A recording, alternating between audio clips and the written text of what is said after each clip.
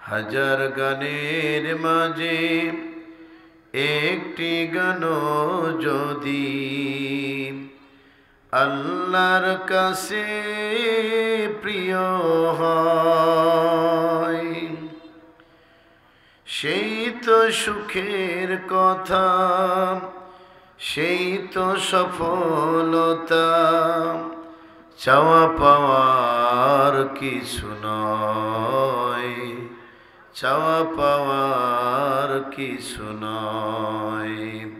হাজার গানের মাঝে একটি গান যদি আল্লাহর কাছে প্রিয় হয়। দক্ষিণ জামালপুর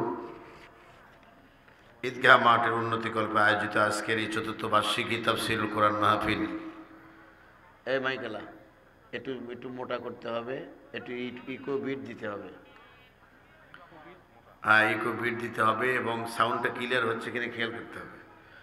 মুআজ্জাজ মোহতারাম, সম্মানিত সদরে জলসার সম্মানিত সভাপতি, অসংখ্য আলেমের উস্তাদ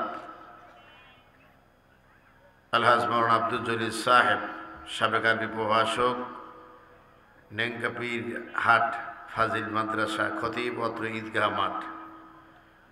হুজুর আপনি ভালো আছেন? আলহামদুলিল্লাহ। একটু বয়োবৃদ্ধ আলেমে দ্বীন, দীর্ঘদিন তেনারা কোরআনের খেদমত করেছেন।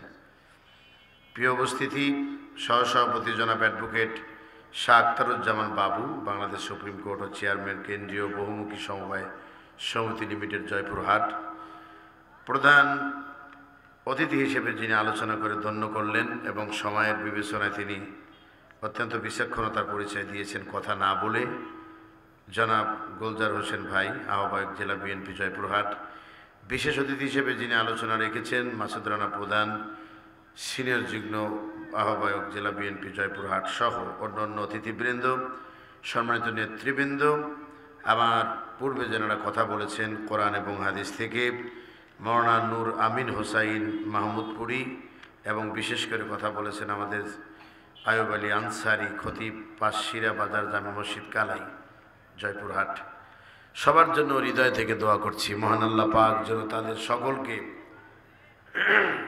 কোরআনের পথে অবিচলতার সঙ্গে বাকি জীবনটাও মানুষকে আহ্বান করে এ পৃথিবীর জমিনে শান্তি প্রতিষ্ঠার সংগ্রামের অংশ হিসেবে নিজেকে উপস্থাপন করতে পারে। আমরা পড়ছি আল্লাহুম্মা আমিন।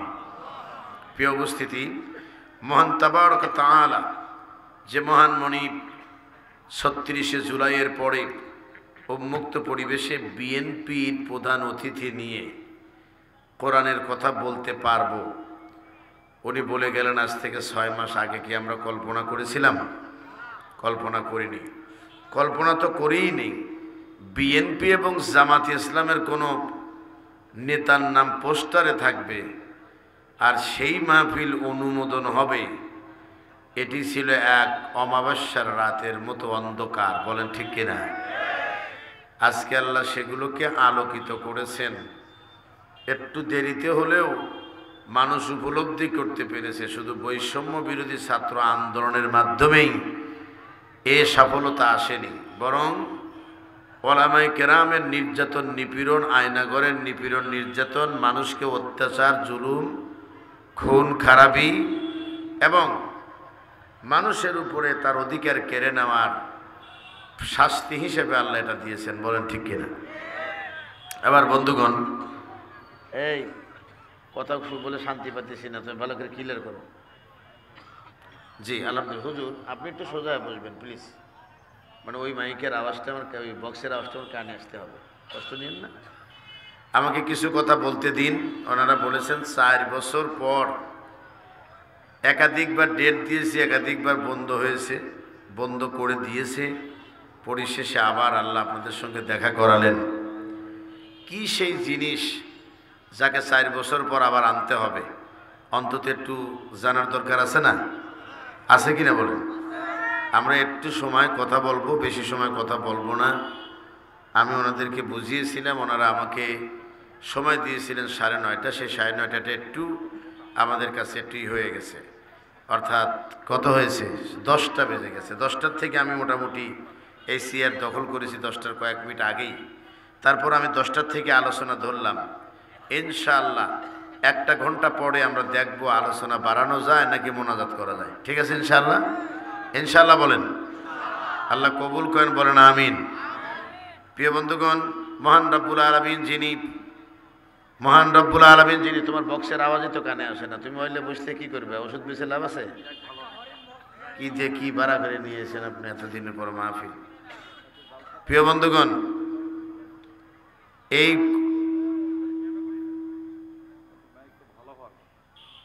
সম্মানিত ভাইয়েরা আমাকে একটু আপনার ওনার কভার করতে কষ্টই হবে, যেহেতু আমি আমার ইসলামিক গানের শিল্পী, তো এই জন্যে সেখানে যদি ডিজিটাল সাউন্ড সিস্টেম ভালো না হয় ওনার বিপক্ষে পড়ে যেতে হবে। এটা সাউন্ডটা ওনাকে ক্লিয়ার করতে হবে। এখন কানে এত সময় যা আসলো তাও আসতেছে না। মেহরবানি করে খুব তাড়াতাড়ি করেন, জনগণকে বিরক্ত করবেন না, ঠিক কিনা বলেন? আমরা না, তাও আসেনি, কানে আসতে হবে। জি, কানে আসতে হবে। ইকো এবং মিক্সারের লাইন একসাথে করতে হবে। কওয়ার সাথে সাথে এই মাইকেলা আমার কথা শোনো, তোমার মাইকের সাউন্ড আর ইকোর সাউন্ড অ্যাডজাস্ট করো, করার পরে হালকা অ্যাকচুয়ালি ইকো বাড়িয়ে দাও, কভার হয়ে যাবে। তুমি বোঝো না কেন? সংগ্রামী ভাইয়েরা আমার, আমি আপনাদের দৃষ্টি আকর্ষণ করে বলছি, আপনারা কেউ বিরক্ত হবেন না, বিব্রত হবেন না। ওনাদের করতে দিন, আমাদের কথা আমাদের বলতে দিন, ঠিক কিনা বলেন? সংগ্রামী ভাইয়েরা আমার, যে মহান তাবারক ওয়া তাআলা এই সুযোগটা করে দিয়েছেন, মহান সৃষ্টিকর্তার কাছে আমরা প্রশংসা করে পড়ছি আলহামদুলিল্লাহ। পড়ুন সবাই, রব্বানা লাকাল হামদ হামদান কাসীরান তাইয়্যিবান মুবারাকান ফীহি। লাখো কোটি দরুদ এবং সালাম বর্ষিত হোক আমাদের একান্ত প্রিয় নবী, প্রিয় রাসূল, প্রাণপ্রিয় নেতা সাইয়্যিদুল মুরসালিন রাহমাতাল লিল আলামিন, গোটা বিশ্ব মানব সভ্যতার মুক্তিকামী মানুষের মহান নায়ক, যার জীবন চরিত্রে পৃথিবীর মানুষকে অন্ধকারের পথ থেকে আলোর পথের সন্ধান এনে দিয়েছিল। বিশ্ব নেতার প্রতি আমাদের গভীর শ্রদ্ধা এবং ভালোবাসা আমরা হৃদয় খুলে পড়ছি সাল্লাল্লাহু আলাইহি ওয়াসাল্লাম। সংগ্রামী ভাইরা আমার, 5ই আগস্ট সহ বৈষম্য বিরোধী ছাত্র আন্দোলনের এখন পর্যন্ত হাসপাতালে নির্যাতন নিপীড়ন সহ্য করে এখনও তারা বেডে অবস্থান করছে। কেউ বা জীবন দিয়েছে, কেউ বা হারিয়েছে অঙ্গ, কেউ বা তাদের জীবনকে করেছে বিপন্ন, বলেন ঠিক কিনা? এই পথে যারা জীবন দিয়েছে, মহান আল্লাহ তাদেরকে শহীদের মর্যাদা দান করেন। বাকি যারা অসুস্থ আছে, আল্লাহ তাদেরকে সুস্থ করেন, বলেন আমিন। আমার বন্ধুগণ, কোরআনুল কারীমের একটি আলোচনা আমি এই বছরের মাহফিলের সিজনের শুরুর দিকে করেছিলাম গোদাগাড়ি, রাজশাহীতে। আমাদের হারুন ভাই সেই বক্তব্য ইউটিউবে শুনে এই লিঙ্ক আমার কাছে পাঠিয়ে দিয়েছিলেন। আমাকে বলছিলেন ঠিক হুবহু এই আলোচনায় আপনার কাছে আমরা শুনতে চাই। সেই আলোচনার লিঙ্কটা আমি দেখেছি। সেই আলোচনা করেছিলাম সূরা আরাফ 7 নম্বর সূরার 199 নম্বর আয়াত থেকে। সেখান থেকে আমরা কয়েকটি কথা বলবো বলে ইচ্ছা পোষণ করেছি। আল্লাহ তুমি ভালো করে দাও আল্লাহ।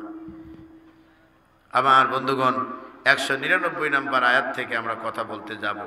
কথা বলার আগে একটি কথা বলতে চাই, কোরআনের তাফসির মাহফিল লেখার দুঃসাহস আপনারা জয়পুরহাটবাসী পেয়েছেন এই নতুন 24-এর স্বাধীনতার পরে, বলেন ঠিক কিনা? আপনারা একটু কথা বলবেন। আমরা এই সাহস পেতাম না, তাফসির মাহফিল লিখতে হবে, এই দুঃসাহস আমরা দেখাতেই পারতাম না। তাফসির মাহফিলের নামে যাতে কোরআন হাদিসের কথা কেউ বলতে না পারে, এই জন্য তারা ওরস শরীফকে অনুমোদন দিত। কিন্তু তাফসির মাহফিলের কথা শুনলেই তারা সেখানে সাইদি সাহেবের গন্ধ খুঁজে পেত। তারা মনে মনে ভাবত, এই তো বোধহয় রাজাকারের উত্থান হয়ে যাবে, মৌলবাদ বোধহয় আর ঠেকানো গেল না। এই চিন্তায় তারা বিভোর হয়ে তারা কোরআনের তাফসির মাহফিলের অনুমোদন দেয় নাই। মাহফিলের অনুমতির জন্য পিছে পিছে ভিক্ষুকের মতো ঘুরেছে এদেশের এতিম অসহায় ছাত্রদের পড়ানো মোতামিম কমিটির সদস্যবৃন্দ। তারা পিছে পিছে ঘুরেছে অনুমোদনের জন্য। অনুমোদন তাদের না দিয়ে উল্টো তারা পাঠিয়ে দিয়েছে জেলা অফিসে, জেলা থেকে পাঠিয়ে দিয়েছে থানাতে, থানা থেকে এসপিডিসি, এটা ওটা বিভিন্ন হাততর বলে মাহফিল যাতে করতে না পারে। পরিশেষে এলাকার সবচেয়ে জঘন্য চরিত্রের নেতার নামটা না দেওয়া পর্যন্ত ওই মাহফিলের অনুমোদন হতো না। কথা বলেন না কেন? আপনারা কি সব ওই দলের লোক নাকি? সে তাহলে উত্তর দেন না কেন? এটা তো সত্য কথা। এমন নেতার বক্তব্য আমার জীবনে শুনেছি নেতাকে দাওয়াত দিছে পোস্টারে এবং নেতা বক্তব্য দিবেন, তিনি সালামটা পর্যন্ত দিতে পারতেছেন না। তিনি এদেশের উল্লেখযোগ্য ইসলামের স্কলারদের মাহফিলের সে প্রধান অতিথি, বক্তব্য দিয়ে বলতেছে আসসালামু আলাইকুম ইয়া রহমাতুল্লাহ। মানে অরহমাতুল্লাহ বলতে হবে এই জ্ঞানটাও হয়নি। বিসমিল্লাহকে বিসমল্লাহ বলতেছে, আউযুবিল্লাহকে বলতেছে আউযুবিল্লাহ শয়তানের রাজিম। শয়তান কয় দোস্ত আমি দূরে যাব কিভাবে, আমি তুমি যে দোয়া পড়ছো তাতে কোলাকুলি তোমাকে দিয়ে শুরু করা উচিত, আমি তো বিতাড়িত হতে পারতেছি না। আমার বন্ধুগণ, বক্তব্যে যখন দিতে গেছে তখন আলেমদেরকে কটাক্ষ করে তারা কথা বলতো, আল্লাহ পাক তাদের কাছ থেকে তিনি বদলা নিয়েছেন এবং আরও নিবেন। দুনিয়ার জীবনটা তাদের জন্য আল্লাহ সংকুচিত করে দিয়েছে, বলেন ঠিক কিনা?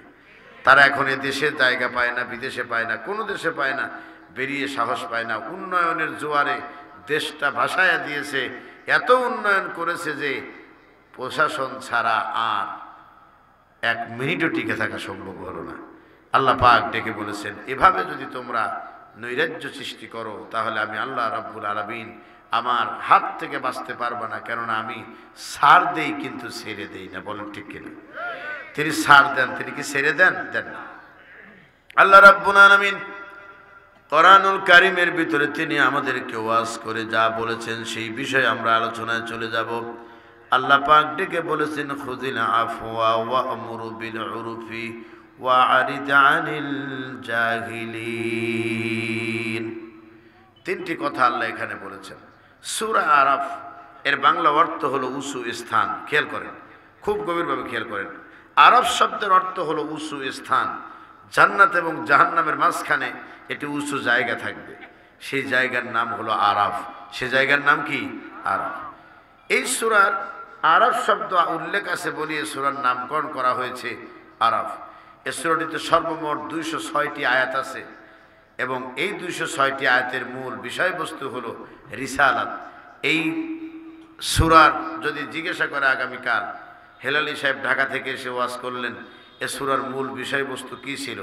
আপনারা বলবেন এ সূরার মূল বিষয়বস্তু ছিল হলো রিসালাত। এটা আওয়াজ দিয়ে বলেন তো কি?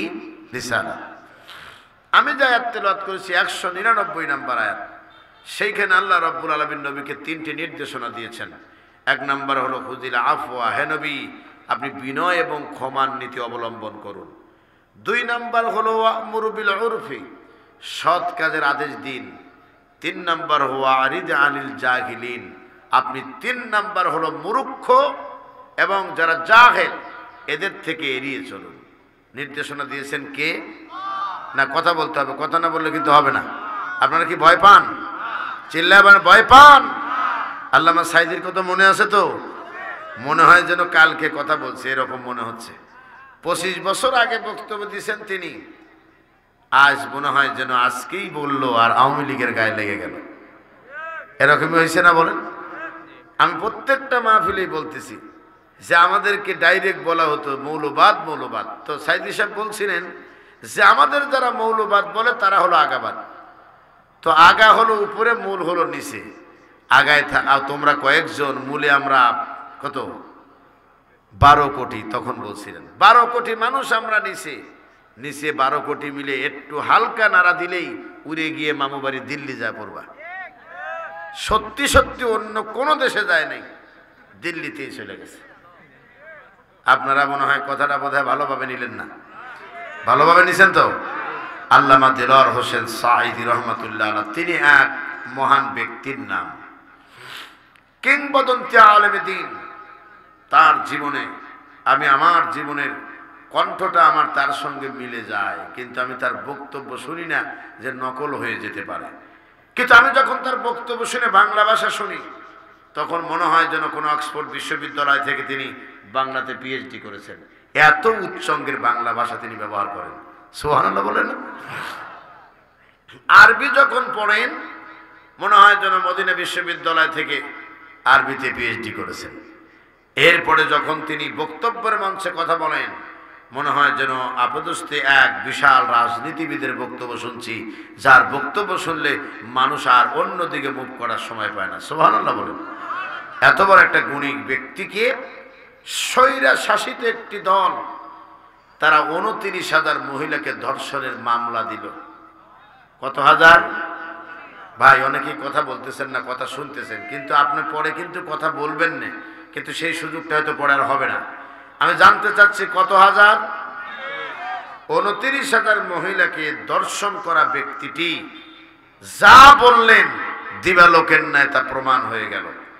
তাতে বোঝা গেল তিনি আসলে দর্শন করেন নাই, জনপ্রিয়তাই তার কালো হয়ে দাঁড়িয়েছিল। বলেন ঠিক কিনা? আমার দেশের আজহারিকে যখন এদেশ থেকে তাড়িয়ে দেওয়া হলো, আপনারা আজহারির সঙ্গে সরাসরি দেখা করার মতো কোনো লোক বোধহয় এখানে নাই, কিন্তু আজহারির সাথে একসঙ্গে হজে এবং বিভিন্ন প্রোগ্রামে আমরা কথা বলেছি। আকিস ফাউন্ডেশন আমি এবং তিনি একই দিনে বক্তা ছিলাম, আলহামদুলিল্লাহ বলুন। এবং সেই প্রোগ্রামগুলোতে আমরা তাকে দেখছি অত্যন্ত ভদ্র একটা মানুষ, তাকে আমি যেভাবে চিনি। তার জনপ্রিয়তা তাকে সহ্য করতে পারল না বাতিলপন্থীরা, ভিসা ব্লক করে দিল, এদেশ থেকে তাকে বিদায় নিতে বাধ্য করা হলো। কিন্তু তিনি এখন জনপ্রিয়তার শীর্ষে একজন ইসলামী স্কলার বাংলাদেশের। বলেন ঠিক কিনা? অনুরূপভাবে মুফতি আমির হামজা একটা মানুষ, তাকে জেলের ভিতরে ঢুকে দিয়ে আয়না করে নির্যাতন করে তার জনপ্রিয়তা এখন আকাশচুম্বী করে দিয়েছে। ওরা যাকেই পৃথিবীতে নষ্ট করতে চেয়েছে তারাই আজ বড় হয়ে গিয়েছে। প্রিয় বন্ধুগণ, আপনি মনে রাখবেন, কোরআনের পথে চলতে গিয়ে যদি কেউ বাধা পায় তার সম্মান আল্লাহ কমায় না, বরং সম্মান বাড়ায় দেয়। জীবিত সাইদির চেয়ে মৃত সাইদির শক্তি কত বেশি যদি দেখতে চান, পিরোজপুরে যায় দেখেন। পিরোজপুরে যেখানে তাকে সাউদি ফাউন্ডেশনে কবর দেওয়া হয়েছে, সেই কবরস্থানে হাজার হাজার মানুষ প্রত্যেকটা দিন প্রায় এসে সাইদির কবরের পাশে এসে দোয়া করে আল্লাহর কাছে, আল্লাহ তুমি তোমার গোলামকে মাফ করে দাও। আপনি হয়তো বিষয়টা হালকা নিলেন, কিন্তু আমি একজন ক্ষুদ্র আলেম হয়ে ওনার কবরের পাশে দাঁড়িয়ে ডাক দিয়ে বলেছিলাম, কোরআনের পাখি আপনি ঘুমিয়ে আছেন, কিন্তু আপনার কপাল এত ভালো, চেনে না জানে না, আপনি তাকে চেনেন না, কিন্তু সব মানুষ এসে আপনার মাগফিরাত কামনা করতেছে। এর চেয়ে বড় পাওয়া, এর চেয়ে বড় সম্মানের আর কি হতে পারে আপনি বলেন? আমার বন্ধুগণ, যে আয়াতটা তেলাওয়াত করেছি সেখান থেকেই দুটি কথা বলে বিদায় নেব। আল্লাহ পাক যেন আগে আমাকে পড়ে আপনাদেরকে আমল করার তৌফিক দান করেন, জোরে বলেন আমিন। এই যে কোরআনুল কারীম দেখছেন, 30 পারা কোরআন শরীফ আল্লাহ রাব্বুল আলামিন এর ভিতরে রেখে দিয়েছেন, এবং সেই 30 পারা কোরআনের মানুষের ব্যক্তি জীবন, মানুষের সমাজ জীবন, পারিবারিক জীবন, রাজনীতি, অর্থনীতি, পররাষ্ট্রনীতি, সব সমস্যার সমাধান দিয়ে তিনি 30 পারা কোরআন যে আমাদেরকে দিলেন, এই কোরআন দেওয়ার পরে তিনি বলেছিলেন, যা দিয়েছি তোমাদের কল্যাণের জন্য, যদি মেনে নাও কথা দিচ্ছি থাকবে না কোনো ভয়, থাকবে না কোনো চিন্তা, ভয় মুক্ত আর চিন্তা মুক্ত জীবনের পরিপূর্ণ গ্যারান্টি আমি দিয়ে দিলাম। বলো আল্লাহু আকবার। সংগ্রামী জয়পুরহাটবাসী, আল্লাহ রাব্বুল আলামিন তিনি আমাদেরকে দিলেন, কিন্তু কপাল আমাদের পোড়া। কিভাবে কপাল পোড়া? এ কোরআন দিয়েছিলেন চুরি মুক্ত সমাজ গড়ার জন্য, আমরা উল্টা কোরআন দিয়ে পানি পরে চোর ধরার চেষ্টা করেছি। ভালো করে বুঝবেন, এ কোরআন দিয়েছিলেন আমরা যেন এহকাল পরকালে নিরাপত্তার সঙ্গে জীবন যাপন করতে পারি। এই পদ্ধতি বাদ দিয়ে এখন নিরাপত্তার জন্য কোরআনের আয়াত দিয়ে তাবিজ লেখা আরম্ভ করছি। এ কোরআন আল্লাহ দিয়েছিলেন যেন পৃথিবীর বুকে আলেমরা, পৃথিবীর বুকে কোরআন অনুসারীরা ধনী হতে পারে, কিন্তু এই কোরআন যারা অনুসরণ করে এখন আমরা দেখি তারাই হলো পৃথিবীতে দরিদ্র। এর পিছনে মূল কারণ হলো আসল উদ্দেশ্য কোরআনকে ব্যবহার করি নাই। ডাক্তারের কাছে গিয়েছিলেন জয়পুরহাটে, যাওয়ার পরে আপনার সারা শরীর চেক করে সবকিছু পরীক্ষা করে আপনার জন্য ঔষধ লিখেছেন ডাক্তার, যা লিখেছেন আর বলে দিয়েছেন যে কাগজটা নিয়ে যান, বাড়িতে গিয়ে একটা ঔষধ যেন বাদ না পড়ে যথা নিয়মে খাবেন। রোগী বাড়িতে নিয়ে এসে অদ্ভুত ব্যাপার, রোগী চিন্তা করছে এত ঔষধ কিভাবে নিয়মিত খাবো, এক পেলা পানি নিয়ে কাগজটা 3 বেলা চুবায় খাইছে। খাবার পরে 3 দিন পরে রোগ কমবে না বাড়বে? কথা বলেন না, কষ্ট দিচ্ছে মনে আমার সব আপনাদের। অদ্ভুত মানুষ তো আপনারা, এত দূর থেকে আমরা আসলাম আর আপনারা এখান থেকে কথা বলে সাহস পান না, নাকি কেউ বন্দুকলে দাঁড়া আছে? বন্দুকলে দাঁড়া থাকলে আমার দিকে দেন। আমি আপনাদের বলে যাচ্ছি, আপনাদের ব্যবহার কিন্তু কথা অন্যদিকে যাবে। যার বক্তব্য আপনারা শুনছেন তাকে গুলি করার জন্য এখানে পিস্তল নিয়ে ঘুরেছে। যার বক্তব্য এই মুহূর্তে আপনারা শুনছেন পুলিশ নিয়ে তারে গায়েবী মামলা দিয়েছে, গাড়ি সহ আটকায় রেখেছে। আপনি জানেন না, এমনি এমনি হেলালি সাহেব হই নাই। রাত্রের অন্ধকারে গাড়ি রেখে এ পাড়া থেকে নয় ও পাড়া নয়, বরং এক থানা থেকে আর এক থানায় হেঁটে যেতে হয়েছে। প্রকাশ্যে বাস স্ট্যান্ডে ধরে নিয়ে মাথার ভিতরে আঘাত করেছে। আমাদের অপরাধ ছিল অন্য কোনো অপরাধ নয়। আমরা বলেছিলাম জমিন যার আইন চলবে তার। এটা আওয়াজ দিয়ে বলো, জমিন কার? আল্লাহ পাকের জমিনে মানুষের তৈরিকৃত আইন আমরা মানি না। এ ছিল আমাদের স্লোগান। আপনারা কি আমার স্লোগানের সঙ্গে একমত? আমার বন্ধুগণ, এই জন্য আমার দুঃখের কোনো কাহিনী আমি বলবো না। 15 বছর নয়, 18 সালের অর্থাৎ 17 সালের জানুয়ারিতে যখন চট্টগ্রামে গ্রেপ্তার হয়েছিলাম, তারপরে থেকে এমন নজরদারিতে ছিলাম যা কল্পনাও করা যায় না। এমনও কাহিনী জীবনে ঘটেছে, মা বাবাকেও বলতে পারি নাই, স্ত্রীকেও বলতে পারি নাই। কেননা তারা যদি জানতে পারে তারা অন্তরে কষ্ট পাবে। সংগ্রামী ভাইয়েরা আমার, শুধু এতটুকু কথা বলছি, মেহেরবানি করে খেয়াল করেন। ডাক্তারের কাগজটা নিয়ে গিয়ে 3 দিন পর রোগী গিয়ে হাসপাতালে হাজির। ডাক্তার বলছে কি হয়েছে আপনার? বলে রোগ আগের চেয়ে বেড়ে গেছে। বলে বেড়ে যদি যা থাকে তাহলে কাগজটা দেন, ওষুধ একটু পরিবর্তন করে দেই। কাগজটা হাতে নিয়ে দেখে কাগজের অবস্থা মনে হয় কি দুর্নীতিগ্রস্ত দেশের মতো হয়ে গেছে। এমন ভাবে আক্রমণ করেছে কাগজের উপরে। লোকটা বলছে তারিখ দেখে মনে হচ্ছে 2 দিন 3 দিন আগের, কিন্তু কাগজ দেখে তো মনে হয় না জানি যৌথ বাহিনী হামলা করছে। এরকম হয়েছে কেন? আপনি যে বলে দিছিলেন একটা ওষুধ যেন বাদ না পড়ে, এর জন্য কোনো ওষুধ বাদ দিতে চাইনি। ভাঙে খেতে গেলে ঝামেলা হতে পারে, এই জন্য পানিতে চুবায় খেয়েছি।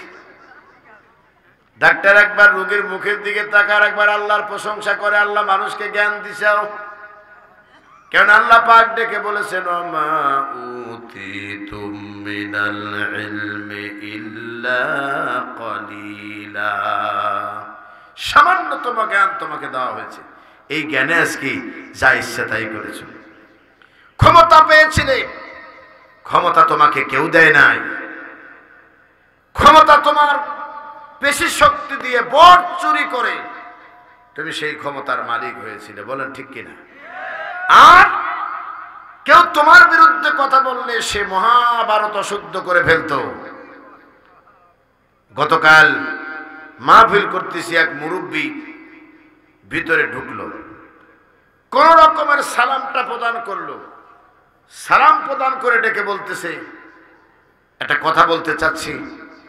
বলেন। বলল আজকের মাহফিলে কোনো রাজনৈতিক কোনো কথা বলবেন না। আমি বললাম আপনি কার কাছে এসে কার গরম দেখান? আপনার গরমে আমি চলি না, দেশে আর আমি লীগ নাই, আপনি অত চিন্তা করেন না, আপনি কার ভয় দেখান? কথা বলেন না কেন? আমি বললাম কিসের ভয় আপনি দেখান? আপনি যে ভয় দেখাচ্ছেন এই ভয়ে আমরা চলি না। রাজনৈতিক কথা বলতে আপনি কি বোঝেন? আপনার কি বিরক্ত হচ্ছেন কথাটাতে? আমি দেখি মাথায় টুপি আছে, মুখে দাড়িও আছে, গায়ে একটা পাঞ্জাবিও আছে। দেখে আমি অবাক হয়ে তাকিয়ে থাকলাম কিছুক্ষণ। তাকায় থেকে বললাম আল্লাহর ওলি মনে হচ্ছে, কিন্তু এত বড় সিটিয়ার তা তো জানি না। একে ডাইরেক্ট আমি বললাম যে রাজনৈতিক বলতে কি বোঝেন আপনি? এই যে বলতেছেন রাজনীতির কথা বলা যাবে না, এটা বলতে আপনি কি বোঝেন? উনি আর কথা বলতেছে না, ঠোঁট কাটতেছে। আমি বললাম রাজনীতি বলতে আপনি যা বুঝেছেন, 15 বছরে যত অপকর্ম করেছেন হুজুর একটাও বলেন না। 15 বছরে যে অপরাধগুলো করছেন এগুলো করার আগে তো একবার ভাবা উচিত ছিল যে আমার দল একদিন ক্ষমতায় নাও থাকতে পারে। আমার বাড়িতে যে ভোট চুরি করতেছি, ভোট চোর লেখে একটা সাইনবোর্ডও লাগাই দিতে পারে। সুতরাং কাজ করার আগে একটু ভাবা দরকার ছিল না? উনি চুপ হয়ে গেলেন, লোকজন জমে গেল। আমি বললাম এ ধরনের অপকর্ম বন্ধ করুন। আর মুসলমান ঘরে জন্ম নিয়ে কোরআন শরীফে 500টি বিধান সম্মিলিত আয়াত থাকার পরেও যে লোকটা বলতেছে ওয়াজের নামে রাজনীতি করা যাবে না, সে লোকটার মুসলমান দাবি করে বেঁচে থাকারই কোনো অধিকার নেই। আপনারা কথা হ্যাঁ বলে সাহস পেলেন না, আর আমাদেরকে ছেড়ে দিয়েছেন পুলিশের হাতে। পুলিশ ধরে নিয়ে যে আমাদের জিজ্ঞাসা করতো যে আপনারা জানের ভয় নাই, এরকম কথা বলেন কেন? আমি বলছি জানের ভয় থাকলে কি হবে, ইমানের ভয় তো ঠিকই আছে। কথা কন নাকি? এখন যদি মরে যায়, ইমান যদি না থাকে আমার কবরেতে কি হবে আমাকে আপনি বলেন? আমার দেশটা আজীব দেশ। আপনারা কি আমার কথা বিরক্ত হচ্ছেন? আমার দেশটা আজীব দেশ। প্রত্যেকটা মাহফিলে পড়ায় আমি বলি আজীব দেশ কেন জানেন? চোর, গুন্ডা, বদমাইশ, লুচ্চ, জেনাকার, হাইজাকার, বোটচোর, রাস্তাঘাটের ইট বালু সিমেন্ট চুরি করা নেতা যেই মারা যাক শুধু বিসমিল্লাহ ওয়া আলা মিল্লাতি রাসূলিল্লাহ বলে কবর দেওয়া হয়। আল্লাহ যদি আমার আপনার মতো হালকা মেজাজের লোক হতো, তাহলে পরে ফেরেশতা যে কলার ধরে নিচে নামার একটু, এ বেটা যারা তুই কবর দিছে তো সুদখোর। কথা কর না কেন? যারা কবরে দিয়ে বলছো আলা মিল্লাতি রাসূলিল্লাহ, সে তো একজন ডাকাত, মানুষের সম্পদ আত্মসাৎকারী। এরে তুমি এইভাবে জান্নাতে ঢুকিয়ে দিলা। জীবনে বেঁচে থাকতে কোনোদিন নবীর দল চিন্তা করতে পারো নাই, আর আজকে মহারাষ্ট্রটাকে নবীর কাতায় তুলে দিয়ে যাচ্ছ, কারণটা কি? একটু ভাবার প্রয়োজন। জোরে বলেন ঠিক কিনা? এবার বন্ধুগণ, যে কথাটুকু বলতেছিলাম, এইভাবে ডাক্তারের কাছ থেকে রোগী যেমন কোনো ফল পায় নাই, এ কোরআন আল্লাহ দিয়েছিলেন আমাদেরকে, পড়বে তদনুযায়ী জীবন গড়বে। তা না করে কোরআনকে আমরা তাবিজ পড়ার কিতাব বানিয়েছি, জারফুকের কিতাব বানিয়েছি, পানি পড়ে আমরা খাই আর বলি কোরআন শেফা। আল্লাহ রাব্বুল আলামিন বলছেন, বান্দারে শেফা খেফা করতে করতে যদি জীবনও চলে যায়, এইভাবে যদি রক্ত বমিও যদি তোমার হয়ে যায়, এর পরেও কোনো শান্তি সমাজে আসবে না। শান্তি যদি পেতে চাও তাহলে আল কোরআনের নির্দেশনা অনুযায়ী আইন এবং বিচার ব্যবস্থা মেনে নাও। বলেন ঠিক কিনা? যদি না মানতে পারো তাহলে কোরআন চুমো খেয়ে কোনো লাভ হবে না। কোরআন তেলাওয়াত করতে তুমি পারবা, কিন্তু তোমার নেকি হতে পারে, কিন্তু আসল উদ্দেশ্য বাস্তবায়ন হবে না। আমার বন্ধুগণ, যে আয়াত তেলাওয়াত করেছে তার প্রথম শব্দ অর্থ হলো, হে নবী আপনি বিনয় এবং ক্ষমার নীতি অবলম্বন করুন। আমরা দুটো বিষয় খেয়াল করব। এক নাম্বার বিষয় হলো আমার নবী এই নির্দেশ পাওয়ার পরে ক্ষমা মানুষকে করেছেন কিনা, সেইটা আমরা দেখব। যেহেতু দীর্ঘ সময় কথা বলতে পারবো না, বসেছিলাম অনেকক্ষণ, চলে যেতে হবে অনেক দূর, এই জন্য আপনাদের কাছে 1 ঘন্টা প্রথম চেয়ে নিয়েছি। কিন্তু দুর্ভাগা আমি, আলোচনা শুরু করলেই সময় কোন দিক দিয়ে চলে যায় আমিও বুঝি না। এই 1 ঘন্টা টাইমের 35 মিনিট অলরেডি চলে গেছে। আপনারাও বোঝেন নাই, আমিও বুঝি নাই। কয় মিনিট গেছে? 35 মিনিট গেলে বাসে কয় মিনিট? 25 মিনিট। এই দিয়ে কি আর ওয়াজ হয়? সংগ্রামী ভাইয়েরা আমার, দয়া করে মেহেরবানি করে বাহিরে যত মানুষ আছে আমরা কাউকে ডাকবো না, কিন্তু কয়েকটা মিনিট অপেক্ষা করেন। ভিতর থেকে একজন অযথা উঠবেন না, যেন আমরা একটা কাঙ্ক্ষিত মানে চলে যেতে পারি ইনশাআল্লাহ। বলেন, আগামীর দিন যদি এই বাংলার মসনাতে কোরআনের আইন দিয়ে যদি সমাজ ব্যবস্থা, রাষ্ট্র ব্যবস্থা যদি দাঁড় করাতে না পারি, আবারও স্বৈরাচারিণী দাঁড়ায় যেতে পারে। আগামীর দিন কোরআনের দিন হোক, আগামীর দিন ইসলামের দিন হোক, আগামীর দিন ওলামায়ে কেরাম পার্লামেন্টের অধিবেশনে অংশ নিক।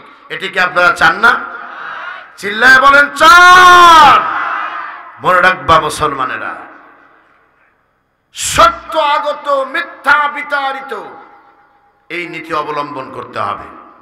যেহেতু জালেম পালিয়ে গেছে, আমরা আর কোন জালেম বাংলাদেশে জন্ম নিতে দেব না। বলেন ঠিক কিনা?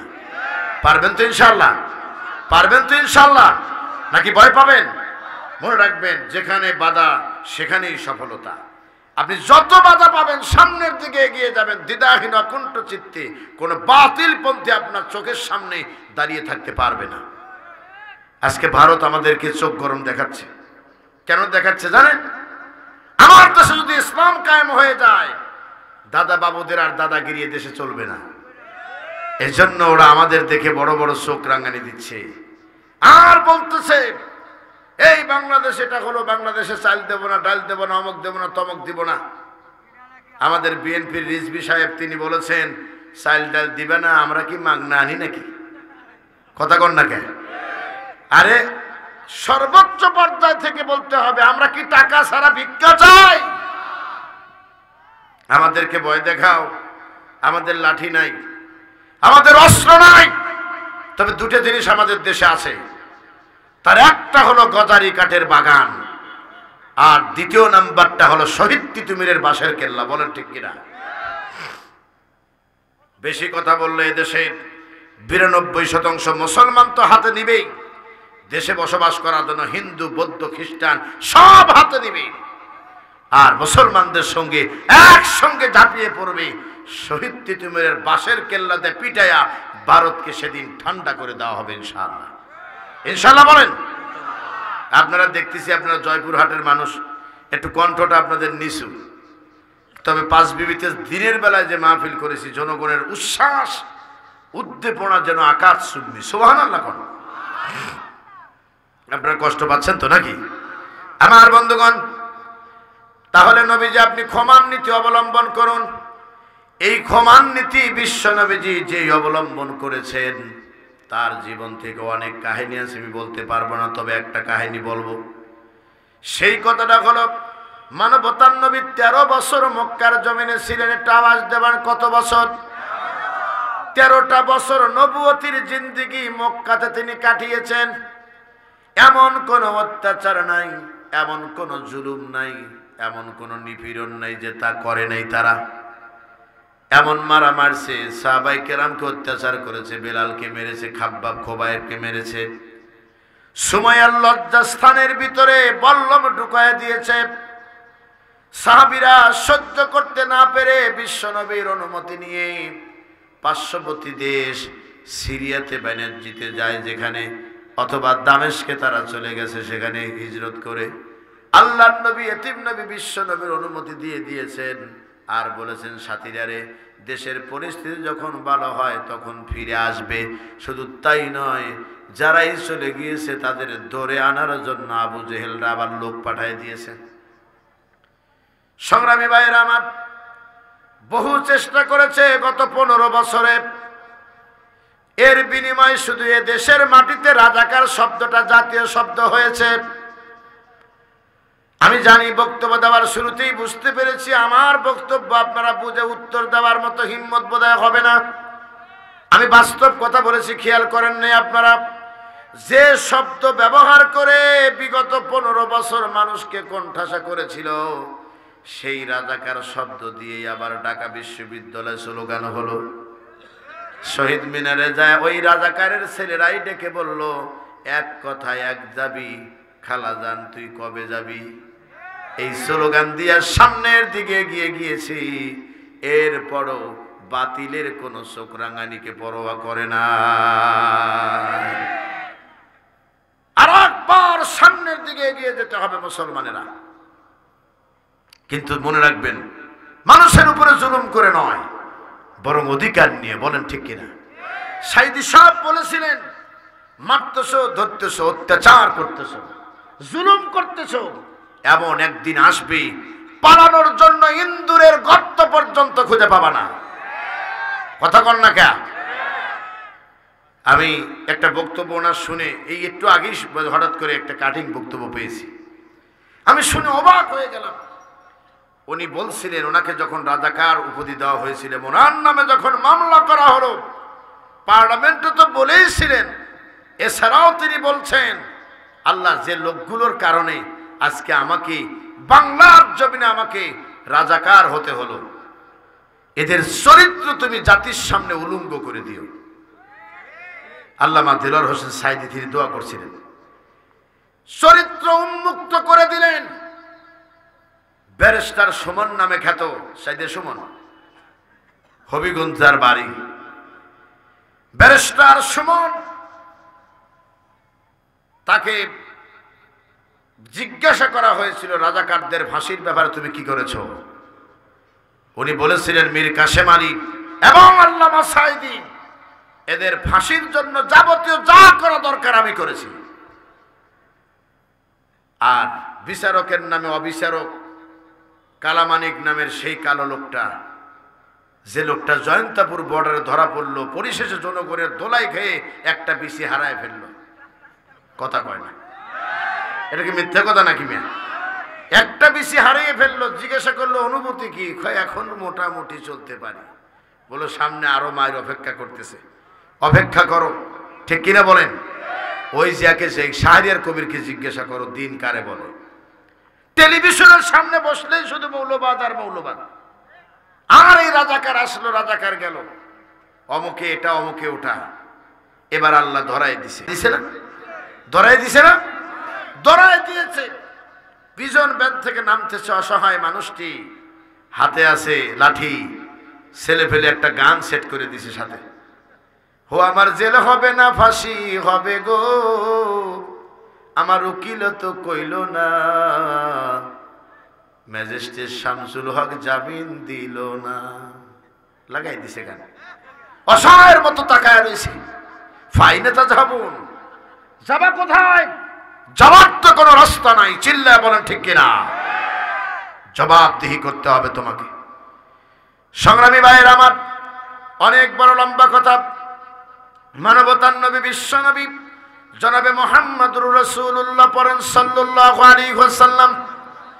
তিনি মক্কা থেকে মদিনায় আসলেন। কোথায় আসলেন? মক্কা থেকে মদিনায় তিনি আসলেন। আর মদিনায় এসে আবার তিনি মক্কায় গেলেন।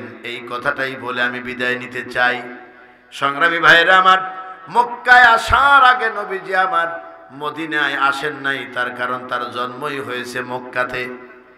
এবং মক্কা থেকে মদিনায় যখন আসতেছিলেন, ধর্মপ্রাণ মুসলমানরা একটু আওয়াজ দিয়ে বলেন তো, আমার নবীজি ইচ্ছা করে খুশি হয়ে চলে এসেছেন নাকি তাকে আসার জন্য বাধ্য করা হয়েছে? কথা বুঝতে পারছেন তো? আমি মনে করি একজন বয়োজ্যেষ্ঠ আলেম, বাবা কানে ঠিক মতো শোনেন তো, আলহামদুলিল্লাহ, আলেম ওলামা পাশে থাকলে হৃদয় জুড়িয়ে যায়। মনে রাখবা মুসলমানেরা, যে সমাজের বুকে আলেম আছে, আলেমদের কদর যারা দেন না তারা ভালো করে শুনে রাখেন। কোন এলাকার থেকে যদি আলেম মারা যায়, ওই এলাকার থেকে একটা বাতি সেদিন থেকে নিভে যায়, এটি প্রজ্বলিত লাইট বন্ধ হয়ে যায়। মনে রাখতে হবে মুসলমানেরা, এক একটা তারকার এক এক রকমের যোগ্যতা, এক একটা আলেমের এক এক রকমের বৈশিষ্ট্য। বলেন আল্লাহু আকবার। তারা আলো দিয়ে যাচ্ছে, কেউ বা সূর্যের মতো, কেউ বা চন্দ্রের মতো, কেউ বা তারকার মতো। সুবহানাল্লাহ বলেন। আমার বন্ধুগণ, যে কথাটি বলতেছিলাম, মানবতার নবী তিনি বাধ্য হয়ে মক্কা থেকে মদিনায় আসলেন। তাকে মক্কা থেকে মদিনায় আসার আগে দারুন নদওয়ায় তারা মিটিং করেছিল তাদের মন্ত্রী পরিষদ নিয়ে। এই মন্ত্রী পরিষদ সিদ্ধান্ত নিয়েছিল, তিনজন তিন রকমের বক্তব্য দিয়েছিল। একজন বলেছিল তাকে জেলখানায় বন্দী করো। আবু জেহেল শয়তানের সহযোগিতায় বলেছিল, কারে জেলখানায় বন্দী করতে চাও? মুহাম্মদ সাল্লাল্লাহু আলাইহি সাল্লাম নামে যে ব্যক্তিকে জেলখানায় বন্দী করে রাখতে চাও, আবু বকর, ওমর, ওসমান, আলী থাকতে জেলের তালা ঠিক থাকবে না, তালা ভেঙে ফেলে দিবে। আর একজন বলল অন্য দেশে দিয়ে দাও। শয়তানের পরামর্শ আবু জেহেল ডেকে বলল অন্য দেশেও দেওয়া যাবে না। বললো কেন? কয় ও দেশে গেলে যে সুন্দর চেহারা, আর যে সুন্দর কথা বলে, আর যে সুন্দর কোরআন নামের সে আসমানি কিতাব তেলাওয়াত করে, মানুষ শুনলে আবার ওই দেশেও গণজোয়ার সৃষ্টি হয়ে যাবে। ওরা ঠেকাবে, কিভাবে ঠেকাবে? এখন আবু জেহেল বলল তোমাদের কারোর পরামর্শ আমি শুনতে চাইনি। আমার পরামর্শ হলো মুহাম্মদ সাল্লাল্লাহু আলাইহি ওয়াসাল্লাম নামের ব্যক্তিটাকে আর আমরা বাঁচতে দিব না, তাকে হত্যা করা হবে। হত্যা করবে কিভাবে? বলল তাকে মারার জন্য 12টা কম থেকে দুর্দর্শ লাঠিয়াল বাহিনী, পেটুয়া বাহিনী বিগত 15 বছরে যেমন করেছিল, কথা কন না কেন? আলেম ওলামার বৈঠক হচ্ছে, পেটুয়া বাহিনী যা হাজির। হ্যাঁ আমার বন্ধুগণ, কোরআনের দাস হচ্ছে, ইসলাম প্রতিষ্ঠার কথা হচ্ছে, আর সেখানে তারা জঙ্গির নাটক তৈরি করত। দুদিন আগে র্যাব বলেছে অতীতে বাংলাদেশে কোন জঙ্গির কোন উত্থান হয় নাই, যা কিছু করা হয়েছিল নিজেদের স্বার্থ হাসিলের জন্য এই জঙ্গির নাটক করা হয়েছে। আমরা আপনাদের দোয়ায় কিছু মাইন্ড করবেন না, আল্লাহর রহমতে জাতীয় পর্যায়ে আমরা কথা বলি, কিন্তু আপনারা যে আমার এই কথা শুনে চুপ থাকবেন আর শুনবেন তা আমি ভাবিনি। আমরা উত্তপ্ত ময়দানে কথা বলতে পছন্দ করি, তার কারণ এই শরীরে বাতিলের আঘাত এখনো আছে, এত সহজ না।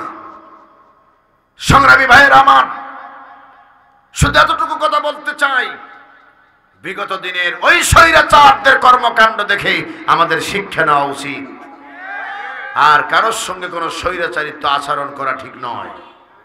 এটা এখন থেকেই আমাদের প্র্যাকটিস করা উচিত, বলেন ঠিক কিনা? নসেদ বেশি বাড়াবাড়ি করলে জমিন কি ছেড়ে দিবে? চিল্লায় বলেন, জমিন ছেড়ে দিবে। আমার বন্ধুগণ, বিশ্বনবীকে তাড়িয়ে দিবে ওরা। আবু জেহেল বলল এবার সিদ্ধান্ত আমার। বলে তোমার সিদ্ধান্ত কি? আবু জেহেল বলল তাকে আর কোনো দেশেও দেব না, জেলখানায়ও দেব না, তাকে মেরে ফেলে দেওয়া হবে। সিদ্ধান্ত মোতাবেক পেটুয়া বাহিনী ভাড়া করলো, নবীজির ঘরটাকে ঘিরে নিয়েছে। জিবরাইল আমিন এসে হাজির, সুবহানাল্লাহ কোন। এসে হওয়ার সময় নবীকে বললেন ওঠেন। বলে আপনি এই সময় কেন এসেছেন, অন্যদিন তো আসেন না। বিশ্ব নবীর কথা শুনে জিবরাইল আমিন বললেন হুজুর আপনার কথা ঠিক আছে, কিন্তু আল্লাহ আমারে পাঠিয়ে দিয়েছে, আপনি যে জাতিকে মানুষ করার জন্য এতদিন চেষ্টা করলেন, সেই জাতির মানুষ আজ আপনাকে মেরে ফেলে দেওয়ার জন্য চতুর্দিকে আপনার ঘরটা ঘিরে ধরেছে। আমাদের সমাজে তো এরকম উপকার করলে নিঃসন্দেহে তার খবর আছে, কথা বল না কেন? কেউ আপনি আপনার কোনো আত্মীয়কে কিছুই দিবেন না, দেখবেন সমালোচনা নাই।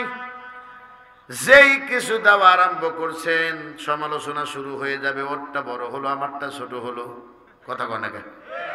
ওরে দুইবার দিল আমার একবার দিল। উপকার করবেন তো অর্জুন গাছের মতো, গায়ে কোনো চামড়া থাকবে না।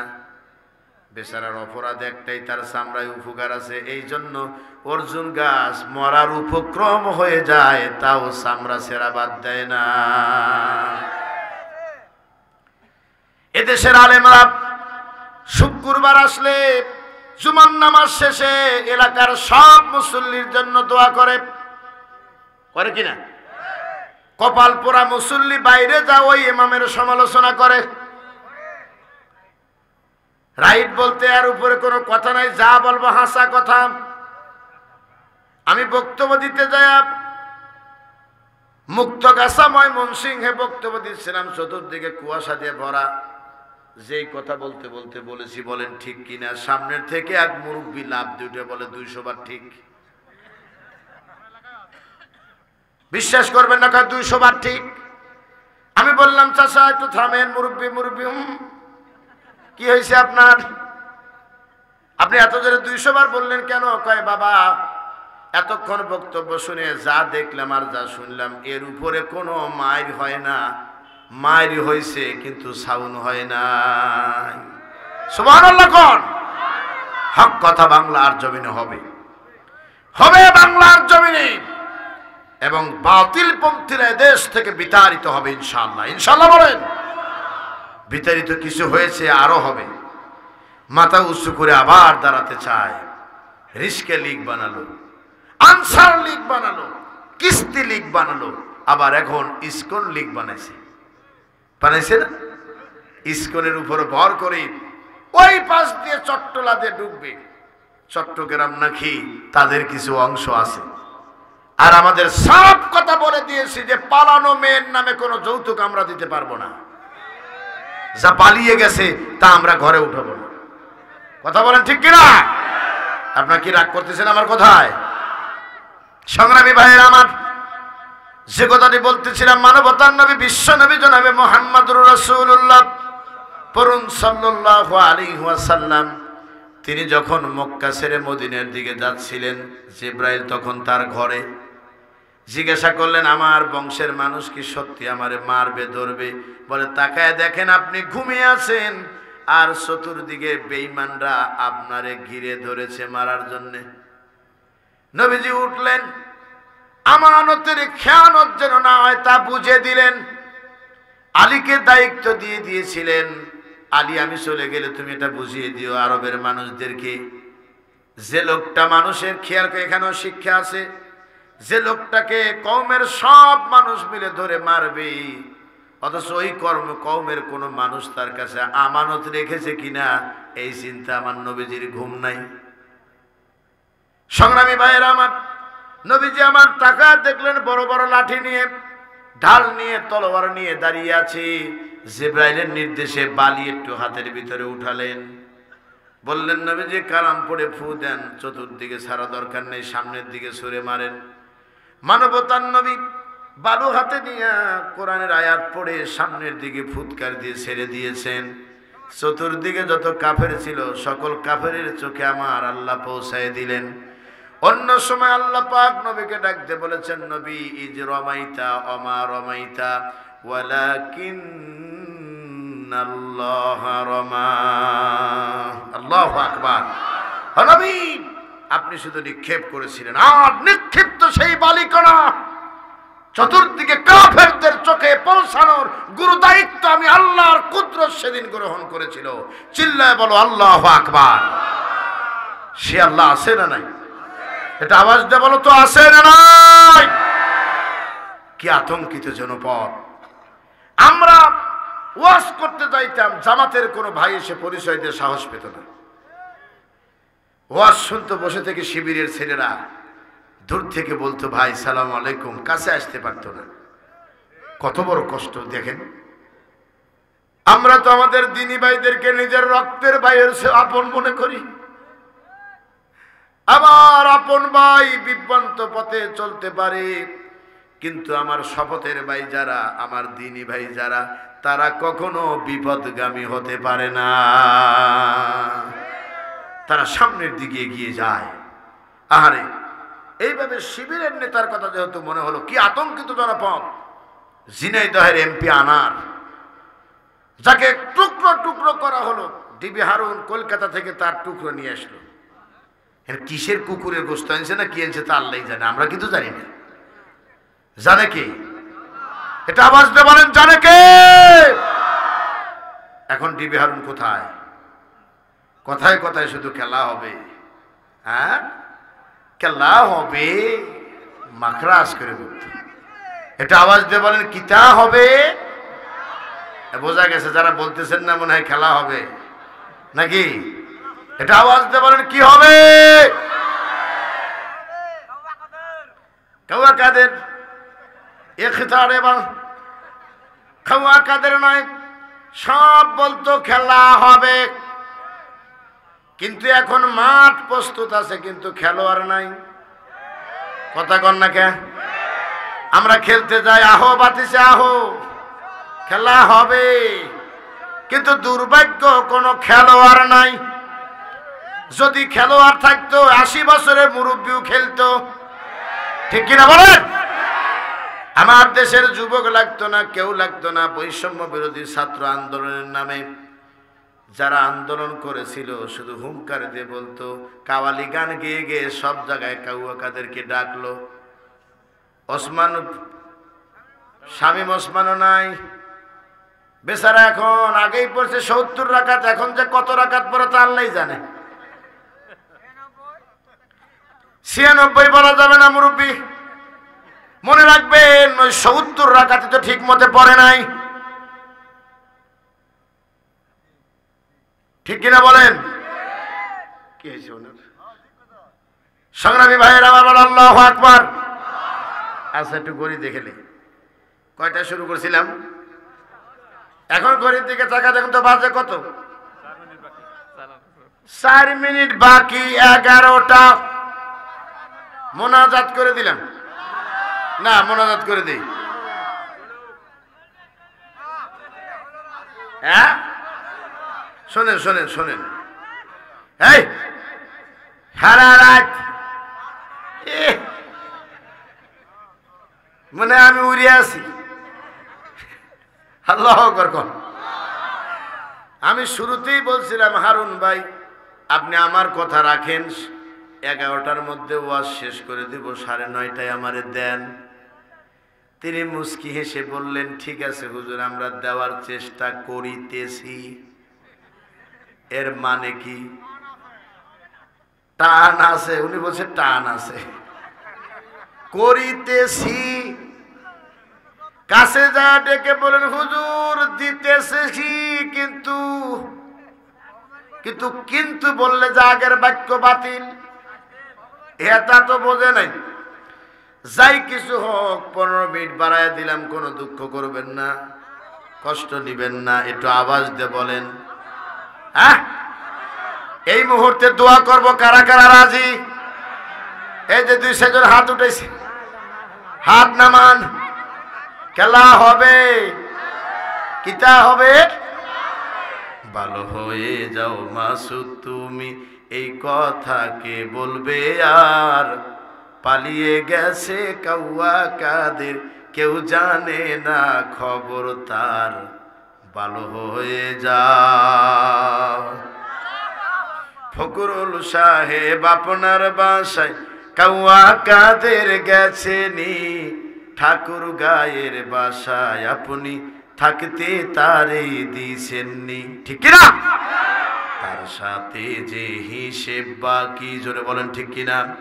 তার সাথে যে হিসেব বাকি আছে কোটি জনতার। পালিয়ে গেছে কাউয়া কাদের, কেউ জানে না খবর তার। ভালো হয়ে যাও। তবে এখন নাকি বর্ডারের কাছে এসেছে, কখন জানি ঢোকে। আমরা ছেলেদের বলেছি বর্ডারে মাহফিল করতে যাও, তোমরা আস্তে করে ধরো, জোরে করে ধরো না, ঠিক কিনা বলেন? বেশি জোরে জোরে ধরো না। আমি জানতে চাচ্ছি মুসলমান ভাইয়েরা, প্রতিদিন আমার আলোচনা থাকে, এক একদিন ডাবলও থাকে, গতকালও ডাবল করেছি। কিন্তু আপনাদের জানার জন্য বলছি, আমার সামনে থেকে একজন লোক উঠে যাবেন না, কথা দেন। যদি কথা দেন তাহলে আধা ঘন্টার সময় আমি আবার কোরবানি করব। হুজুর হলেন সভাপতি, বাজান আমার উপর রাগ করতেছেন? হুজুর কয়েকবার আলহামদুলিল্লাহ বলছেন, আপনাদের মুরব্বী। এমনকি আশ্চর্য হলাম, এত বয়সেও তিনি এই ঈদগাহ মাঠের ইমাম, ঠিক কিনা বলেন? হুজুর বলছেন আলহামদুলিল্লাহ। আমি কথা দিলাম আপনাদেরকে আধা ঘন্টা সময় আরো বরাদ্দ করা হলো, তাতে আপনারা খুশি তো? দয়া করে মেহেরবানি করে বেশি খাওয়ার চেষ্টা করবেন না, কম খান। এই কথা শোনেন, আধা ঘন্টা আগে যাক, তারপরে বিবেচনা মোনাজাতে যাব ইনশাআল্লাহ। আল্লাহু আকবার বলেন। আজকের এই মাহফিল সফল না ব্যর্থ? আরো জোরে। কয় বছর পরে পাইছেন? 4 বছর। এর মানে হলো বিগত বছরেই খেলে দিয়ে যেতাম, তখন বুঝতে পারতেন মাল কারে বলে। পুলিশ এসে দাঁড়ায় থেকেছে, হুজুর এখন নেমে যেতে হবে। বলছে ভাই বসেন, একসাথে স্লোগান দিয়ে যাই। কয় কিসের স্লোগান? আমি বলছি জমিন যার আইন চলবে তার। আপনি স্লোগান দেন, যতই লাফালাফি করেন কোনো লাভ হবে না, আপনারও দিতে হবে যদি ঈমান নিয়ে বাঁচতে চান। ঈশ্বরদী থেকে আমাকে ওয়াজে যাওয়ার আগে দুপুরে একটা মেসেজ পাঠিয়েছে, বাংলায় লেখে পাঠাই দিছে আসা মাত্র গুলি করা হবে। তাহলে আপনি হলে কি করতেন বলেন? পালাবেন। আর আমি কি করছি জানেন? কিছুক্ষণ অপেক্ষা করলাম, চিন্তা করলাম ড্রাইভার এক বললেও তো যাবে না, বলে আপনি একা মরেন, আমি পারবো না। কিছুক্ষণ পর ফোন দিয়ে বলতেছে মেসেজ পাইছেন। তখন আমার মাথার ভিতরে কাজ করলো, নিঃসন্দেহে পরিকল্পিতভাবে পাঠাইছে, এর কথার উত্তর আমাকে দিতেই হবে। আমাকে বলল পাইছেন নাকি? বললাম পাইছি। কয় কি লেখা আছে? আমি বললাম আসা মাত্র গুলি করা হবে। কয় এখন আসবেন কিনা ভালো করে দেখেন। বললাম ওযু করে আসবো সময় মতে। আল্লাহু আকবার কোন।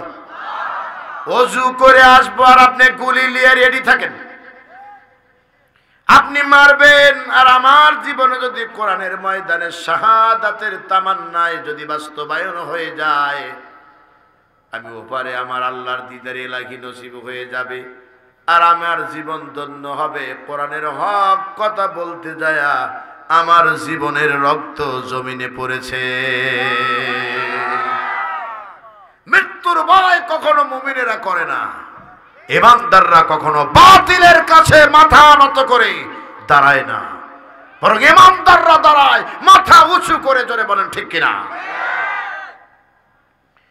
আমার বন্ধুগণ, কথাটা ক্লিয়ার খেয়াল করেন। মানবতার নবী তিনি মক্কা ছেড়ে মদিনায় আসলেন। প্রথম হিজরি পার হতে না হতেই যুদ্ধের দামামা শুরু হয়ে গেল। বদর যুদ্ধ যখন সংগঠিত হলো, তার আবার কিছুদিন পরেই সংগঠিত হলো উহুদ যুদ্ধ। মানবতার নবী এইভাবে যুদ্ধ করতে করতে দীর্ঘ ৮ বছর প্রায় পার হয়ে গেল, ৭ বছর কয়েক মাস। অষ্টম হিজরিতে, বুঝতেছেন কি ইতিহাস? আমি কিন্তু খুদিলা আফওয়াব, হে নবী ক্ষমার নীতি অবলম্বন করুন। নবীজি কি করলেন আর আমরা কি করব সেটা বলবো এখন, মন থাকবে তো? সংগ্রামী ভাইয়ের আমার, তিনি অষ্টম হিজরিতে মক্কার দিকে রওনা দিলেন ১০,০০০ সৈন্য নিয়ে। এটা আওয়াজ দেবেন, কয় হাজার? বাহিনীটা ছোট না বড়? যেদিন এসেছিলেন কয়জন এসেছিলেন? ২ জন, আবু বকর আর নবীজি। আবু বকর বারবার নবীকে বলেছিলেন, হুজুর এখান থেকে মক্কা ছেড়ে মদিনা ৪০০ কিলোমিটার দূরের রাস্তা, যদি একবার কথা বলতে চাই যদি বলতে দেন। বলে আবু বকর বলো। বলে নবীজি আমরা তো ২ জন, আর একজন হলে ভালো হতো। আবার নবীজি আল্লাহর নির্দেশনায় আবু বকরকে ডেকে বলেন, আবু বকর লা তাহজান ইন্নাল্লাহা মা'ানা। আবু বকর রে, কে বলেছে আমি আর তুমি? তোমার আমার মাঝে রয়েছেন আমার আল্লাহ রাব্বুল আলামিন। আমার আল্লাহ পাক আমার সাথে আছে। সংগ্রামী ভাইয়েরা আমার, সে আল্লাহ সুবহানাহু ওয়া তাআলা তিনি বান্দাকে বলেন না, তার কারণ বান্দার যাবতীয় কল্যাণ তিনি করে থাকেন। হযরতে বিশ্ব নবীজি তিনি অষ্টম হিজরিতে ১০,০০০ সৈন্য নিয়ে মক্কার দ্বার প্রান্তে। হুজুর ১৭ই রমজান হলো, আপনি ইতিহাস জানেন, এই জন্যই তো আলেমদের ভালোবাসি আমি। একটু হাতটা দেন, একটু হাত ধরি বাজান, আমি তো আপনার ছেলের বয়সের মানুষ। এই জন্য বলছি, উনি মুরব্বী মানুষ হয়ে যে মনোযোগ দিয়ে ওয়াজ শুনতেছিলেন, এক পর্যায়ে আমি সোজা করে বসায় দিয়েছি যে বাবা আপনি একটু সোজা হয়ে বসেন। এর মানে হলো ওনার ইচ্ছা সব কথাগুলো উনি শুনবেন। আলহামদুলিল্লাহ বলেন। বিরক্ত না হয়ে কথাটা ওনাকে বুঝাইছে, আপনারা বোঝেন। মানবতার পরম বন্ধু ১৭ই রমজান অষ্টম হিজরিতে মক্কার দ্বার প্রান্তে মক্কায় বিজয় করলেন। তার আগের রাত্রি হলো ১৬তম রাত্রিটি। মানবতার নবী একটা শিবির স্থাপন করলেন, একেবারেই ছামিয়ানা গাড়া হলো। ১০,০০০ সৈন্যকে নিয়ন্ত্রণ করা আজকের কথা নাকি বলেন? কিন্তু মানবতার নবী ঘোষণা করেছেন, আর কোন সাহাবী ডাইনেও যায় না, বাঁয়ে যায় না, সোজা থাকে। আমরা দেখেছি বিগত ১৫ বছরে যেখানেই জামাত শিবিরের মিছিল সেখানেই মার। তারপরও দেখবেন নেতার নির্দেশ হয়েছে রাজধানীতে মিছিল করতে হবে, সব দাঁড়িয়ে গেছে। মার খেয়েছে, জুলুম অত্যাচার সহ্য করেছে, চতুর্দিকে ঘিরে ধরে কোপায়া মেরেছে, তারপরেও বলেছে আমরা আল্লাহর আইন চাই। আমরা কি চাই? আল্লাহর আইন চাই। মাঝখানে একটা কথা গ্যাপ পড়ে গেছে, যে কথাটা বলতে গিয়ে আপনারা শুনেছিলেন, কিন্তু যে কোনো কথায় বাদ হয়ে গিয়েছিল, আমার মাত্র মনে পড়েছে, বলে নেব নাকি আগে? ওই যে এমপি আনারের কথা বলতেছিলাম। এমপি আনার একটা সন্ত্রাসী ছিল। কি ছিল? এই সন্ত্রাসী লোকটা একটা শিবিরের নেতাকে গ্রেফতার করে ধরে নিয়ে গেছে। যাবার পরে ওই শিবিরের নেতাকে মারার জন্য নির্দেশ দিয়েছে প্রশাসনকে। এই কথা এলাকার লোক জানতে পেরে এমপি সাহেবের কাছে চলে গেছে, যা বলছে এমপি সাহেব আমাদের ছেলে আর রাজনীতি করবে না, ফিরে দেন। এই ছেলেটা আর রাজনীতি করবে না, ফিরে তো দেয় নাই। রাত্রের অন্ধকারে মাঠের ভিতরে রাস্তার ধারে নিয়া পশু পাখির মতো গুলি করে তারে মেরে ফেলে দিয়েছে। পরের দিন সকালবেলা মানুষ খুঁজতে খুঁজতে লাশ পেয়ে গেছে। লাশটা পড়ে আছে, নিথর দেহ পড়ে আছে। সবাই গিয়ে গিয়ে দেখে ফিরে আসে, কিন্তু জন্মদাতা পিতা সে কি আর ফিরে আসতে পারে? ছেলের লাশের দিকে তাকায় থেকে কাছে বসেছে, মাথায় হাত বুলাইয়া কপাল দিয়ে হাত নিয়ে এসে যেই চোখের সামনে হাত দিয়েছে, চোখের ভিতরে আঙ্গুলগুলো ঢুকে গেছে। চোখের পাতা উঁচু করে দেখি চোখের ভিতরে কোনো চোখ আর নাই, সব তুলে ফেলে দিয়েছি। সেদিন বাবা আকাশের মালিকের দিকে তাকায় দিকে বলেছিল, আনার সাহেব আপনার ক্ষমতা আছে, ক্ষমতার দাপট দেখা এইভাবে মারলেন। জেনে রাখেন আল্লাহ রাব্বুল আলামিন ছাড় দেন কিন্তু ছেড়ে দেন না। ছেলেটির লাশ তার বাবারা নিতে পারল, আপনজন নিতে পারল, কিন্তু আনারের লাশ কি তার আপনজন পেয়েছে? কথা বলেন, পেয়েছে? কি বলে গেল পুলিশ এসে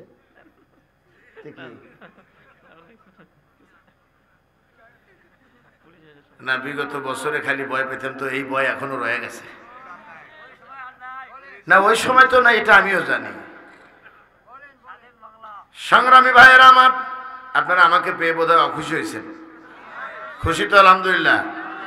আমার খুব ব্যস্ত শিডিউল, তো আমি আবার কবে আসবো তা জানি না। আপনাদের সদর কামিল মাদ্রাসার প্রভাষক উনি গিয়েছিলেন প্রোগ্রামে দাওয়াত দেওয়ার জন্য, কিন্তু আমি ওনার প্রোগ্রাম রাখতে পারিনি। সংগ্রামী ভাইয়েরা আমার, যে কথাটুকু আমি আপনাদের বলতে চাচ্ছি ভালো করে বুঝুন। মানবতার নবী, বিশ্ব নবী, তিনি শিবিরে স্থাপন করলেন 10,000 সৈন্য। এইবার কোথায় যাবেন? জন্মভূমিতে। সুবহানাল্লাহ বলেন। আগে সাথে ছিল 2 জন, এখন 10,000। নেতার পাওয়ার কিন্তু কম না। সুবহানাল্লাহ বলেন। এইবার মানবতার নবীজি 4টা দলে ভাগ করলেন, 4 জনকে নেতৃত্ব দিলেন। তার ভিতরে একজন ছিলেন খালিদ বিন ওলীদ। খালিদ বিন ওলীদকে ডেকে বলল, তুমি সামনে যাবা না, মক্কার পিছন দিয়ে যখন ঢুকবা ওই দিক দিয়ে যা আক্রমণ চালাবা, কিন্তু কাউরে মারবা না। নবীজির টার্গেট ছিল সামনে দিয়ে যদি খালিদ বিন ওলীদ যায়, তাহলে এইভাবে যদি মার আরম্ভ করে কেউ আর ঠেকাতে পারবে না, মারবে শুধু। মানবতার নবী 4 দিকে 4 জনের নেতৃত্বে সাহাবীদেরকে দিলেন, আর সামনে থেকে মানবতার নবী কিছু সাহাবীকে নিয়ে সামনে রওনা দিলেন। সুবহানাল্লাহ বলেন। 2 হাতে 2টা পতাকা, দুজনে বলেন কি? 2 হাতে 2টা পতাকা, একটা সাদা পতাকা আর একটা কালো পতাকা। এই 2টা পতাকা নিয়ে মানবতার নবী রওনা দিয়েছেন। দেখা গেল মক্কার জমিনে এমন কোন বাবার সন্তান নাই সামনে এসে দাঁড়িয়েছে। একটু চিৎকার দিয়ে কি আল্লাহু আকবার বলা যাবে? কেউ সামনে দাঁড়ায় নাই, কোন বাবার ক্ষমতা হয় নাই। আর নারায়ে তাকবীর আল্লাহু আকবারের আওয়াজের সামনে কেউ দাঁড়ায় নাই। বৈষম্য বিরোধী ছাত্র আন্দোলনের নেতারা বুকটা টান করে দিয়ে রংপুরের আবু সাইদ বলছিল, বুকের ভিতর বইছে জ্বর, বুক পেতেছি, গুলি কর, তোর গুলি ফুরিয়ে যাবে। আবু সাইদ এখান থেকে সরবে না, মারতে হবে, মার। তদন্ত করে দেখা গেল আবু সাইদ অন্য কোন দলের কর্মী নয়, আবু সাইদ হলো ছাত্র শিবিরের সাথী। বলো মার, গুলি করে তাকে মারল। আমরা বলতে চাই, মাননীয় সাবেক প্রধানমন্ত্রী এদেশে যদি আপনি আসতে চান সাইদকে ফিরে দিতে হবে। কথা বলেন না কেন? এদেশে যদি আপনি আসতে চান মুগ্ধকে ফিরে দিতে হবে। এদেশে যদি আপনি আসতে চান তাহলে যে সমস্ত ছাত্রদেরকে খুন করে মেরে ফেলে দিয়েছেন 2000-এর ঊর্ধ্বে তাদের প্রাণ ফিরে দিতে হবে। যদি না দিতে পারেন মনে রাখবেন এত সহজে আর দুনিয়ায় মাথা উঁচু করে দাঁড়াতে পারবেন না। ওয়ামান আরাদা আন যিকরি ফাইন্না লাহু মাঈশাতান দানকা ওয়া নাহশুরুহু ইয়াওমাল কিয়ামাতি আ'মা। আল্লাহ বলছেন যারা আমার কোরআন থেকে নিজেদের চোখকে সরায় নিবে আমি তাদেরকে দুইটা শাস্তি দেব, একটা দুনিয়ার একটা পরকালে। দুনিয়ার শাস্তিটা হলো খাবার থাকবে, বাড়ি থাকবে, গাড়ি থাকবে, অন্তরে শান্তি থাকবে না, অশান্তি দিয়ে আল্লাহ ভরে দিবে, জীবনটা সংকীর্ণ আল্লাহ করে দিবে। বড় বড় বাড়ি, এমপি মন্ত্রীদের বাড়িঘর পড়ে আছে, সেখানে আর শিয়াল শগুন কুত্তাও যায় না। আল্লাহ বলে তাকায় দেখো, তাকায় দেখো আমি কি করতে পারি। ওই আল্লাহ আছে না নাই? এবার আওয়াজ দেবেন মানবতার নবী এখন কোথায়? মক্কায় ঢুকে পড়েছেন। হাতে দুটো কি? কোন কোন কালার? সাদা কালো। ভিতরে ঢুকে পড়েছেন মানবতার নবী। কাবা শরীফের ভিতরে ঢুকলেন, গিয়ে দেখে মূর্তি। নবীজি আমার ভাঙা আরম্ভ করলেন, সাহাবীরাও সাথে লেগে ভাঙলো। আর বাংলাদেশে মূর্তি বিরুদ্ধে কথা বলার জন্য আলেমরা জেলে গেল। মামুনুল হক নিজের হালাল স্ত্রী নিয়ে রিসোর্টে গেছে। সাংবাদিক জিজ্ঞাসা করে কাবিলনামা আছে নাকি? যদি প্রশ্ন করা যেত সাংবাদিককে, আপনার মা বাবা যে জন্ম দিয়েছে আপনার কাবিলনামা কই? কথা কর না কামিয়া। এত বড় স্পর্ধা কে দিয়েছে?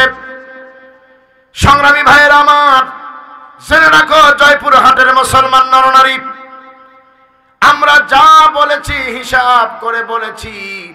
মানবতার পরম বন্ধু বিশ্ব নবীজি তিনি ভিতরে যা মূর্তিগুলো ভাঙলেন, আর যে মূর্তির জন্য আলেমরা জেল খাটলো, 5ই আগস্টে দেখলাম ওই মূর্তির গাড়ের উপরে উঠে ছেলেরা পেশাব করে দিচ্ছে, টেনে নামিয়েছে, আর দাঁড়ায় থাকতে দিবে না। আল্লাহ পাক ডেকে বলেছেন আমি যারে ধরি কেউ তারে ছাড়াতে পারে না। সংগ্রামী ভাইয়ের আমার, বিশ্ব নবীজি সাহাবীদের নিয়ে নামাজ আদায় করলেন। সুবহানাল্লাহ।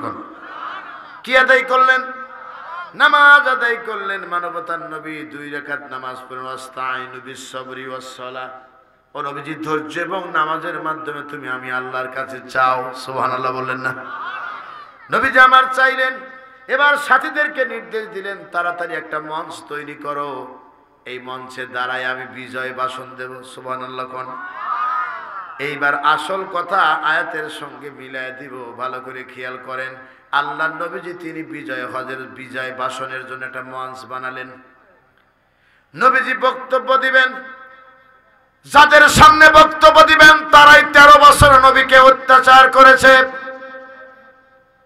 তাদের সামনে নবীজি এখন বক্তব্য দিবেন, যারা তার আপন চাচা আমির হামজার কলজাটা ছিঁড়ে বের করে চাবায়া খাইতে পারে নাই, বমি করে ফেলে দিয়েছে। নবীজি আজকে বক্তব্য দিবেন তাদের সামনে, যারা বেলালকে মেরেছে, খাব্বাব খোবায়েবকে মেরেছে, সুমাইয়ার লজ্জাস্থানের ভিতরে বল্লম ঢুকায় দিয়েছে, ওরাই আজকে সামনে বসে আছে। ভালো করে বুঝবেন ইসলাম কারে বলে। আল্লাহর নবী জিজ্ঞাসা করলেন তোমরা আমার কাছে কি আশা করো? বলে আমরা তোমার কাছে আশা করি তুমি রাহমাতাল লিল আলামিন, তুমি আমাদের ক্ষমা করে দিবে। সুবহানাল্লাহ বললেন না? আমার নবী ডেকে বললেন যাও কয়েকজনের নাম বাদ দিয়ে মানবতার নবীজি তিনি সাধারণ ক্ষমা ঘোষণা করে দিলেন। খুদিল আফওয়া, হে নবীজি ক্ষমার নীতি অবলম্বন করুন। প্রিয় জয়পুর হাটবাসী, আপনাদের কাছে বিনয়ের সঙ্গে অনুরোধ, বাস্তব জীবনে চলতে ফিরতে মাইন্ড করেন না। ওই পিছনের লোক আসা দেখলেই গত বছরের কথা মনে পড়ে। না না না, আমি তো চিন্তা এখনকার কথা বলি নাই, গত বছর বিগত বছরগুলোতে কানের কাছে এসে বলছে হুজুর পুলিশ, কথা কয় না, ড্রাইভার মেসেজ পাঠাচ্ছ যে অমুক জায়গায় আপনাকে আটকানোর প্ল্যান করতেছে। আমি বলে দিতাম তুমি গাড়ি নিয়ে চলে যাও, আমি কোথায় যাব তা জানি না, তুমি তাড়াতাড়ি এলাকা ছেড়ে চলে যাও। চলে যেত, বারবার বুঝানোর পরও তারা বোঝে নাই, তারপরও আলেমদের অত্যাচার করতো, মাহফিল বন্ধ করে দিত। আল্লাহ পাক ডেকে বলেছেন ফাইনা তাযাহাবুন, যাবা কোথায়? যাওয়ার তো রাস্তা নাই, রাস্তা হলো একটা, সেই রাস্তার নাম হলো কবরের রাস্তা, সিরাতুল মুস্তাকিম। জোরে বলেন ঠিক কিনা? এত লাফালাফি করলে বিপদ। গতকালকেও বলেছি, আজও বলে যাচ্ছি, সাপ আর ব্যাঙের মধ্যে ছিল বন্ধুত্ব। কার মধ্যে? সাপ আর ব্যাঙ দুজনে একসঙ্গে কথা বলতেছে। দেখবেন বড় মানুষের সঙ্গে ছোট মানুষের যদি বন্ধুত্ব হয়, যদি হক কথা বলে, দেখবেন ছোটটারে লাথি দিয়ে সরাই দেয়। আমি গাঁজা খাই না কি খাই তা আমি জানি না, কালেকশনের কথা বলতেছে। না না না ভাই কই আসেন, হারুন ভাই। না ওই আমি বুঝতে পেরেছি, বোঝেন না কেন? আমি তো ওয়াজ করি, তো ওয়াজ করি না? ওনাদের উচিত ছিল যে আর বেশি না 10টা মিনিট অপেক্ষা করা। বলেন ঠিক কিনা? যেটাই হোক, কালেকশন কিভাবে হবে? কালেকশন কিভাবে হবে হারুন ভাই? না না বলেন কিভাবে হবে? একটা মুসল্লি ওঠে নাই, যাবেও না। আপনারা কি যাবেন? প্লিজ যাবেন। ওনাদের কাছে কিভাবে নেবেন? রুমাল পাঠাই দিবেন? তো রুমাল পাঠাই দেন, কোনো কথা নেই, খেলা হবে। ঠিক কিনা বলেন? আপনাদের যে দ্বিতীয় বক্তা আনসারি, আনসারি আমাকে বলছে ভাই আপনার একটা জনপ্রিয় ইসলামিক গান ছিল, এই গানটা আমি শুনতে পারলাম না, একটু গানটা গাবেন। সুবহানাল্লাহ কোন? আমি বললাম ওয়াজের তালে সব ভুলে গেছি, আর গানের কথা মনে পড়ে না। আমার বন্ধুগণ, আমি চেষ্টা করব একটা কলি হলেও আপনাদের বলার জন্য। আলহামদুলিল্লাহ কোন? আপনারা কি রাগ করলেন? আপনাদের পকেটে হাত দিবেন, যার যা বের হয়, তবে বিড়ি সিগারেট আশা করি আপনারা বের করবেন না। এটা বের না করে যদি কিছু থেকে থাকে, কানের কাছে বারবার ওহি আসতেছে, তখন তো বিপদ। ভাবলাম যে না, এই বড়া মাটি দেওয়া দরকার। কি মৌলানা সাহেব? আল্লাহু আকবার কোন? এই কথা শোনেন, মা বোনদের অনুরোধ করে বলছি, আপনারা মা বোনেরা যারা আছেন, আপনাদের কাছে অনুরোধ, এই যে ওরা কত আশা করে দেখেন একটা ঝুড়ি নিয়ে গেছে, আপনি ফিরে দিয়েন না। আমি হেলালি সাহেব বলতেছি আপনাকে, মুসাফির হয়ে 10টা টাকা হলেও সেখানে দেন। জি, 10 টাকা 20 টাকা হলেও আপনি দেন। এত বড় একটা মাহফিলের আঞ্জাম তারা দিতে কষ্ট করতে হয়েছে, এই কষ্ট যেন বৃথা না যায়। বলেন ঠিক কিনা? আল্লাহ পাক যেন কবুল করেন, বলেন আমিন। আমার বন্ধুগণ, হ্যাঁ অল্প সময়ের মধ্যে ওয়াজের সময় আছে, আমি আরো কয়েক মিনিট ওয়াজ করতেছি, তারপর আপনার দেন আগে, এরা যেন বুঝতে পারে যে না আপনারা আসলে ওয়াজ শুনতে এসেছেন। এই দানের মাঝে একটা কথার উত্তর দেন, আপনারা কি আজকের মাহফিলে অসন্তুষ্ট হয়েছেন? এই মাহফিল ভবিষ্যতে আবার হোক, আপনারা কি চান? ওই যে হারুন সাহেব 4 বছর আগে থেকে আমাকে আমাকে আমাকে আহ্বান করেছে, কিন্তু দুর্ভাগ্য মাহফিলে আমাকে আসতে দেওয়া হয়নি, অথবা যে কোনো পরিবেশের কারণে আমি আসতে পারিনি। আজকে যেহেতু এসেছি, 24-এর স্বাধীনতার পরে শুধু জয়পুরহাট নয়, বাংলাদেশের যে কোনো প্রান্তে কোরআনের কথা হবে, বাধা আসলে সেখানেই প্রতিরোধ গড়ে তোলা হবে। বলেন ঠিক কিনা? আপনার রাজি তো? ইনশাআল্লাহ, ইনশাআল্লাহ বলেন। আমার বন্ধুগণ, কাপুরুষের মতো 500 বছর বেঁচে থাকার মধ্যে কোনো সফলতা নেই, বরং সিংহের মতো মাথা উঁচু করে 1 ঘন্টা আমরা বাঁচতে চাই। বলেন ঠিক কিনা? ইনশাআল্লাহ পারবেন তো? আল্লাহ কবুল করেন, বলেন আমিন। জি, কালেকশনটা দিবেন। আমি কিন্তু আবেগ নিয়ে, ভালোবাসা নিয়ে বলেছি। ওরা বক্তা সিলেক্ট করে দাওয়াত দিয়েছে, আপনারা কি অখুশি হয়েছেন? সুতরাং আপনারা 10 টাকা হলেও দিবেন। আর মা বোনদের কাছে অনুরোধ, আপনাদের কাছে যারা গিয়েছে কালেকশন করে কর্তৃপক্ষকে দিয়ে দিবেন। আমি কর্তৃপক্ষের কাছে অনুরোধ করব, আপনারা প্রতি বছর কোরআনের মাহফিলের আঞ্জাম দিবেন এবং ভালো ভালো আলোচক নিয়ে এসে এলাকার মানুষকে কোরআন শোনাবেন। বলেন ঠিক কিনা?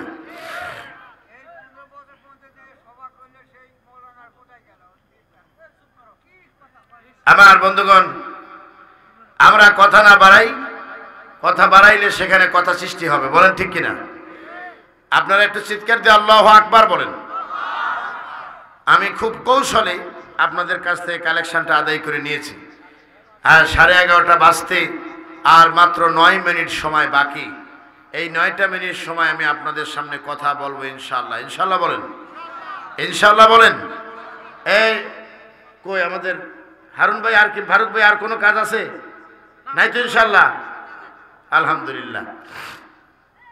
এনাদের জন্য দোয়া করবেন, এদের চেষ্টার কোনো ত্রুটি ছিল না, চেষ্টা তারা করেছে আলহামদুলিল্লাহ। তবে পাঞ্জাবি ওরা একাই গায়ে দিছে, আমারে দেয়নি, এটাও কিন্তু ঠিক, আমার ভাইকেও দেয়নি। আমি আপনাকে একটা আনসারকে একটা, আমি আর আপনার পাশে যে দুইজন বসে আছেন আমার সিদ্ধ গেস্ট, আমি এই 4টা পাঞ্জাবি আমি যথাসময়ে আপনাদের কাছে পৌঁছায় দিই। আল্লাহু আকবার বলেন। আমি কথাটা যেটাই বলেছি আমি উল্টো করছি। আমি হারুন ভাইকে বলবো আমারটা বাদ রেখে ওনাদেরকে দিয়ে দিন। আমি বলি শোনেন, আপনি দিতে চাইছেন, আমরা পেয়েছি, আমারটা যদি গ্রহণ করেন আমি খুবই খুশি হব। আলহামদুলিল্লাহ, আলহামদুলিল্লাহ। হারুন ভাই, আমার গাজীপুরের ইএমএস অর্থাৎ মাল্টিফ্যাপসের মসজিদে আপনি যাবেন, জুমার নামাজ আদায় করবেন, আমার সঙ্গে লাঞ্চ করবেন। যদি কখনো ঢাকায় যান ইনশাআল্লাহ যোগাযোগ করে আমার জুমা মসজিদে নামাজ আদায় করবেন ইনশাআল্লাহ। ইনশাআল্লাহ বলেন। আমি ঢাকাতে থাকি, বর্তমান প্রধান উপদেষ্টার একটা পার্সোনাল অফিস আছে, সেখানে জব করি, আমি অবশ্যই যাব ইনশাআল্লাহ। ইনশাআল্লাহ বলেন। জি, হারুন ভাইকে আল্লাহ কবুল করুন, বলেন আমিন। আমাদের ফারুক ভাই, তিনি আমার সঙ্গে এই বছরের শুরুতে যোগাযোগ করেছিলেন। আমাদের ফারুক ভাই অখুশি না তো? আলহামদুলিল্লাহ। কই হাত, কই? শুকরিয়া, হাত ঠান্ডা হয়ে গেছে। আল্লাহু আকবার বলেন। এখন আপনারা সবাই আমার দিকে তাকান। আজকের মাহফিলে আমরা শুরুতে মাইকের একটু ডিস্টার্ব পেয়েছিলাম, এখন একটু হার্ড মনে হচ্ছে, একটু নরম বানাবে, বোঝো না কেন? এখন হাত দেওয়ার দরকার নেই, যেমন আছে এটাই ভালো, আলহামদুলিল্লাহ কোন। তারপরেও ওরা কিন্তু চেষ্টা করে, তাই না? চেষ্টা করে না, ওদেরকে কিছু বলতে হয় না, ক্ষমা করতে হবে। সংগ্রামী ভাইয়েরা আমার, এবার আসুন আমরা কি বলতে চাই। নবী যে আমার ক্ষমা করে দিলেন, আরবের মানুষেরা আনন্দে উদ্বেলিত হলো, পাগল হয়ে গেলেন, নবী প্রেমিক হয়ে গেলেন। সুবহানাল্লাহ বলেন। দলে দলে মানুষ ইসলামের পথে আসতে লাগলো। আমরা 24-এর যেই বিজয় হয়েছে, 5ই আগস্টের যে বিজয় হয়েছে, একবার ভেবে দেখেন তো, আজকের রাত 12টার পরে গত বছরে একজনের বক্তব্য ফুজে উঠেছিল, আগামীকাল তো 16ই ডিসেম্বর, কথা কন না কেন? কয়ই ডিসেম্বর? 16ই ডিসেম্বর একজনের বক্তব্য ফুটিয়ে তোলা হয়েছিল, জোর করে মানুষের উপরে জাতির পিঠে চাপায় দেওয়া হয়েছিল। আর সেই বক্তব্যে বলছিল এবারের সংগ্রাম মুক্তির সংগ্রাম। আর আজকের রাতে দেখা যাক কি বেশে ওঠে। তবে আগামীর দিনে মনে রাখবা, সারা বাংলাদেশে বিজয়ের দিনে আল্লাহ রাব্বুল আলামিনের ডাক বেজে উঠবে ইনশাআল্লাহ বলেন। আজকে এত অপমান বোধ করো নিজেকে, আমরা ক্ষমা করে দিয়েছি। তোমরা বক্তব্যে বলছিলা ক্ষমতা চলে গেলে নাকি 5 লক্ষ মানুষ মারা যাবে। আমরা একটা মানুষকে অযথা মারতে যায় নাই, কেউ মারতে গেছে? চিল্লাবার গেছে?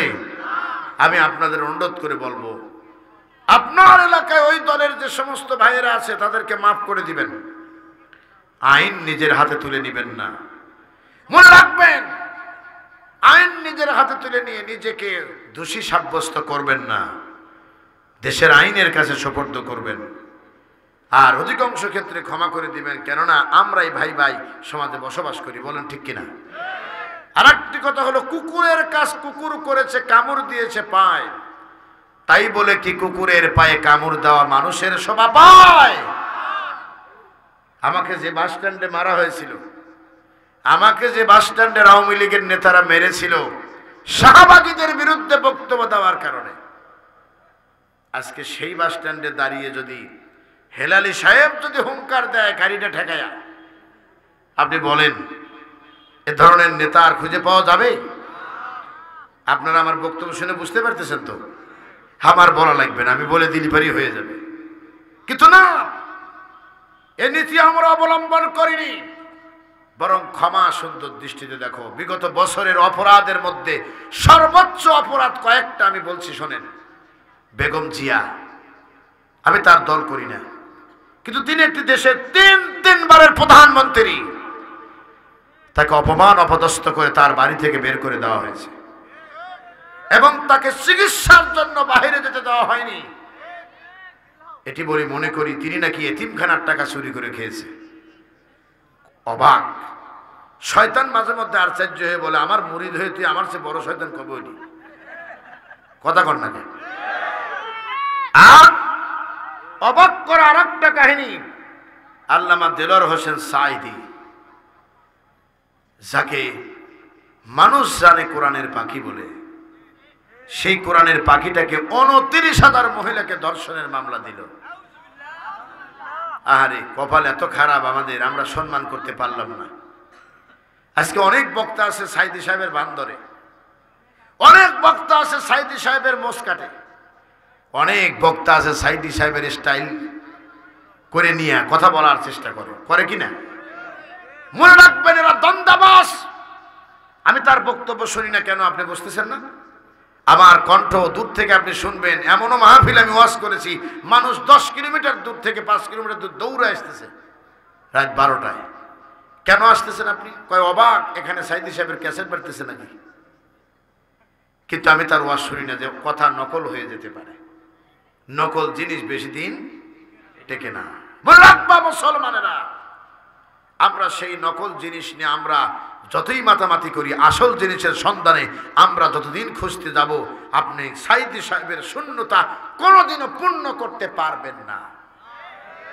আর একটা অবাক করা বিষয় হলো, 5ই মে আলেমদেরকে শাপলা চত্বরে গুলি করে মেরে সেই রক্ত স্প্রে করে পানি দিয়ে ধুয়ে দেওয়া হলো। আর সেনাবাহিনীর বড় বড় অফিসারগুলোকে, দেশপ্রেমিক অফিসারদেরকে গুলি করে ঝাঁঝরা করে মেরে ফেলে দেওয়া হলো। মনে রাখবা মুসলমানেরা, সাঈদী সাহেবকে যারা বিষ প্রয়োগ করেছে, মেডিকেল ক্লিনিং এর মাধ্যমে যারা হত্যা করেছে, এর বিচার বাংলার জমিনে আজ হোক কাল হোক হবেই ইনশাআল্লাহ। বলো ইনশাআল্লাহ। আমার বন্ধুগণ, আমি যে কতটুকু বলতেছিলাম মানুষকে ক্ষমা করে দিবেন, সময় আমার শেষ হয়ে গেছে। 1 মিনিট আপনাদেরকে কষ্ট দিয়ে ফেলেছি আমি নাকি? তবে একটা উদাহরণ বলতে যা কিন্তু বলি নেই, এটা আমাকে কয়েক মিনিট বেড়ে গেলেও বলাই লাগবে। বলবো? সিল্লাবার বলবো? তাহলে শোনেন। সাপ আর ব্যাঙের বন্ধুত্ব মনে আছে তো? ব্যাঙ সাপের সঙ্গে কথা বলতেছে। বড়দের সামনে যখন ছোটরা কথা বলে একটু পাম দিয়েই বলো। পাম দিয়ে বলে না, কয় আমার নেতা তোমার নেতা, ছাতা নেতা ছাতা নেতা। আমার নেতার চরিত্র ফুলের মতো পবিত্র, অথচ যে লোকটা স্লোগান দিল ও জানে যে রাত্রে আমি নিজেই মদ এনে দিছি। আমার ভাষা আপনারা বোঝেন না মনে হয় নাকি? মানে যে নেতার কর্মী স্লোগান দিচ্ছে যে আমার নেতার চরিত্র ফুলের মতো পবিত্র, ওই নেতাকেই মদ এনে দিয়েছে ওই কর্মী। বলে এরকম বলছে কেন? কয়েক কিছু ডাল পাই তো, এই জন্য বলছি। কি পাই? কিছু ডাল। আমার বন্ধুগণ, তবে পামে যারা ফলে, এদিকে তাকান, পামে যারা ফলে এদের কপালে দুঃখ হয়। আপনি আল্লাহর ওলি না, কিন্তু পাম দিয়ে ফুলে ওলি বানা ফেলেছে, মনে করুন কপালে দুঃখ আছে। পাম দিলে যে কপালে দুঃখ হয় আর কেউ না জানলে ফুটবল জানে। ফুটবলে জিজ্ঞাসা করবেন, হাওয়া দিছে ভালো করে, লিয়ে মাঠে নামাই দিছে, ছেলেরা এই পাশে লাথি দিয়ে ও পাশে দেয়, এটা দেয় ওটা দেয়, ওটা দেয় ওটা দেয়, যে যতক্ষণ পারে লাথি দেয়। এবার আসল খেলা শুরু হয়ে গেছে, যখন পরিশেষে ম্যান অফ দ্য ম্যাচ দিবে শ্রেষ্ঠ খেলোয়াড়, রেফারিকে জিজ্ঞাসা করেছে কাকে দেওয়া যায়, কয় ওই লোকটা বেশি ঘুরেছে। ফুটবল যদি কথা বলতে জানতো, ফুটবল বলতো মাননীয় স্পিকার আমাকে হাওয়া দিয়েছেন, কোনো দুঃখ নেই, আমারে লাথি ঘুরি দিয়েছেন, কোনো দুঃখ নেই, তবে সবচেয়ে কষ্টের বিষয় হলো যে বেশি মারছে তারে কেন পুরস্কার দিলেন? কথা কর না কেন? আরে যে বেটা কম মারছে ওরে পুরস্কার দেন, তা না পারে যে বেশি মারছে ওরে দিছে। কিন্তু ফুটবল কথা বলতে পারে না। মনে রাখবা, মানুষের পামে ফুলো না, অতীতের দিকে খেয়াল করে দেখো, পাশে বসে থাকতে মাথায় টুপি দিয়া মাহবুবে সুবহানি, অথচ বর্ষর পাশে বসে থাকছে কুতুবে রব্বানি, রাস্তাঘাটের ইট বালু সিমেন্ট সব চুরি করিয়া রডের পরিবর্তে বাঁশ ঢুকাই দিছে। আল্লাহর ওলি একেবারে নিষ্পাপ, সালমান এফ রহমান কামায়া কুমাইয়া হুমানে রওনা দিছে সদরঘাটের দিকে। যা দেখে বেআইনি মন্ত্রী একসাথে, আইনমন্ত্রী না বেআইনি মন্ত্রী। প্রিয় ভাই সব, আমি আবার ও আজ মনে হয় আপনাদের নতুন শুরু হলে এরকম মনে হইতেছে নাকি? আচ্ছা থাক থাক থাক থাক মুরব্বী, আর আগে না, আরে রাখেন না মিয়া, কেলা হবে। হ্যাঁ মাকরাজ করে বলেন কি হবে? না হইতেছে না, না না ভাই নাই, একটু ভালো করে বলতে হবে খেলা হবে। হ্যাঁ মাকরাজ করে বলতে হবে।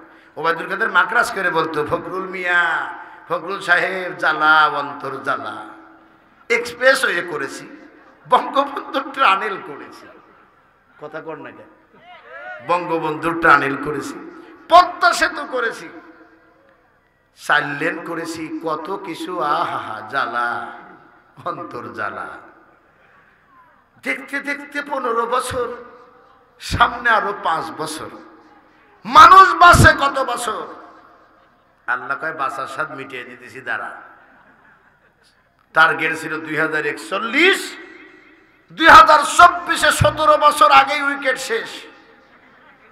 আল্লাহ কয় অকালে গর্ভপাত করে দিলাম, করে কিনবে খাও এখন, বলেন ঠিক কিনা? এ মালিক কে? এর আওয়াজ দিয়ে বলো তিনি কে? ওই আল্লাহর প্রতি বিশ্বাস আছে তো?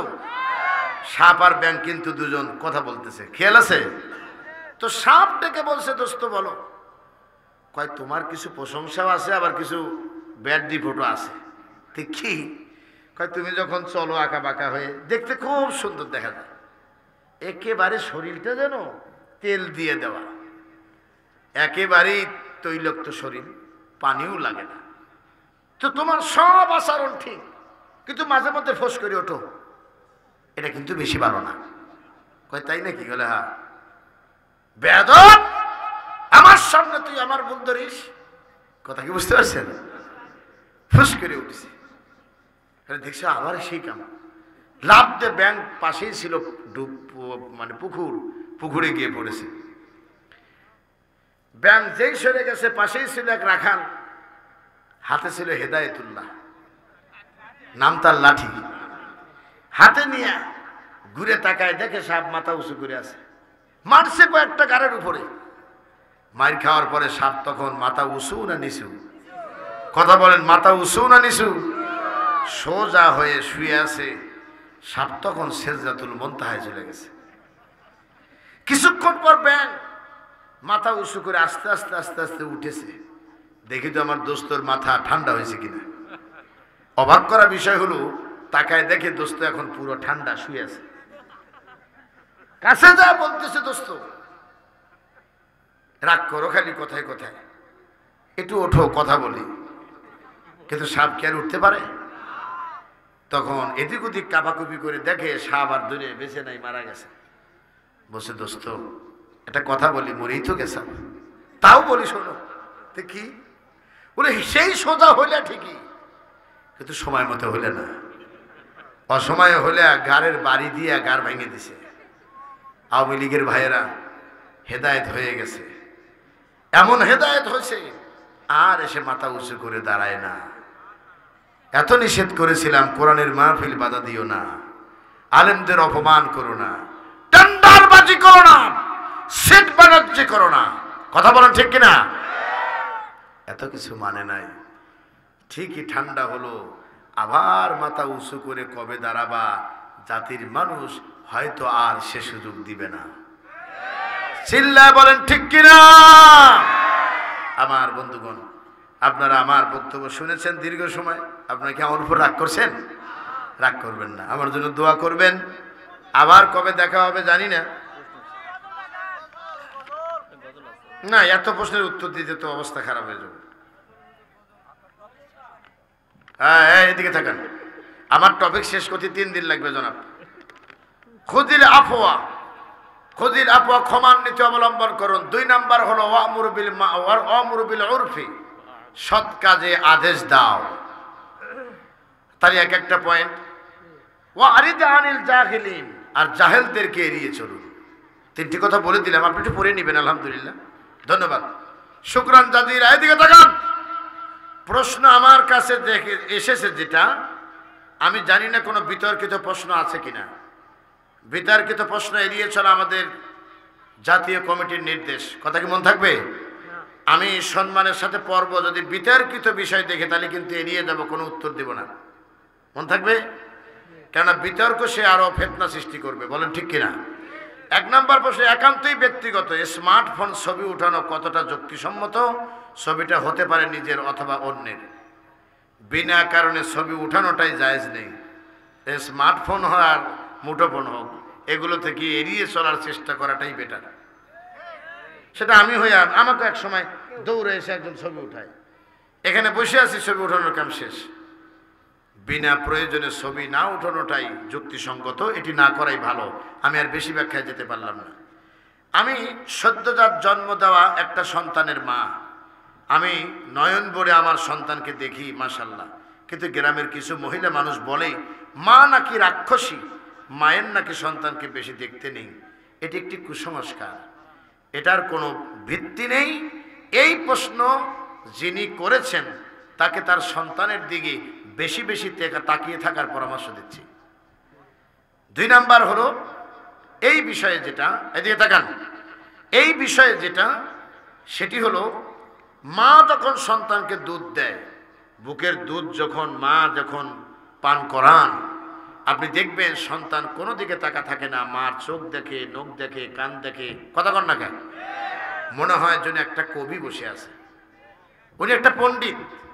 উনি দেখতেছে আমার মা মার নাকের ভিতরে আঙ্গুল দিচ্ছে, চোখে আঙ্গুল দিচ্ছে, এদিকে খাচ্ছে। ওনার মতো সুখী আর কেউ নেই। আলহামদুলিল্লাহ কোন। আর মায়ের দিকে তাকিয়ে থেকে মা আবার দুধ দেওয়া অবস্থায় কপালে চুমু দিচ্ছে। মা যেন আর এক শিল্পীর অনুপম আর এক নিদর্শন। আল্লাহু আকবার বলেন। মা তখন সুন্দর করে ভ্রুগুলো টেনে দিচ্ছে। মা সন্তানের নাকে ময়লা আছে কিনা দেখতেছে, পায়ে ময়লা আছে কিনা দেখতেছে। খাইতে খাইতে জান্নাতের কোলে সন্তানটি ঘুমিয়ে পড়েছে। আপনি আপনার সন্তানকে অসংখ্যবার দেখবেন, হৃদয় ভরে দেখবেন। আবার মা আমাকে ডেকে বলে, বাবা আসো না কেন একটু, সবাই তোমাকে দেখে, আমাকে দেখতে মন চায় না।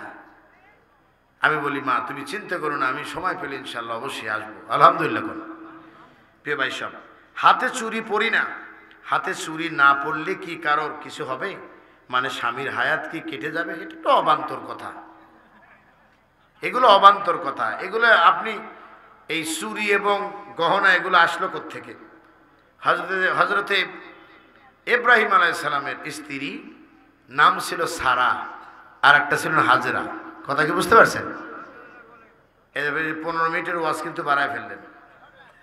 শোনেন, প্রশ্নগুলো চমৎকার, আশা করি ইউটিউবে আপনারা পেয়ে যাবেন ইনশাল্লাহ। বলেন তো, হজরতে সারা তার সন্তান হয় না, কিন্তু হাজেরাকে আল্লাহর নির্দেশে ইব্রাহিম নবী বিবাহ করলেন।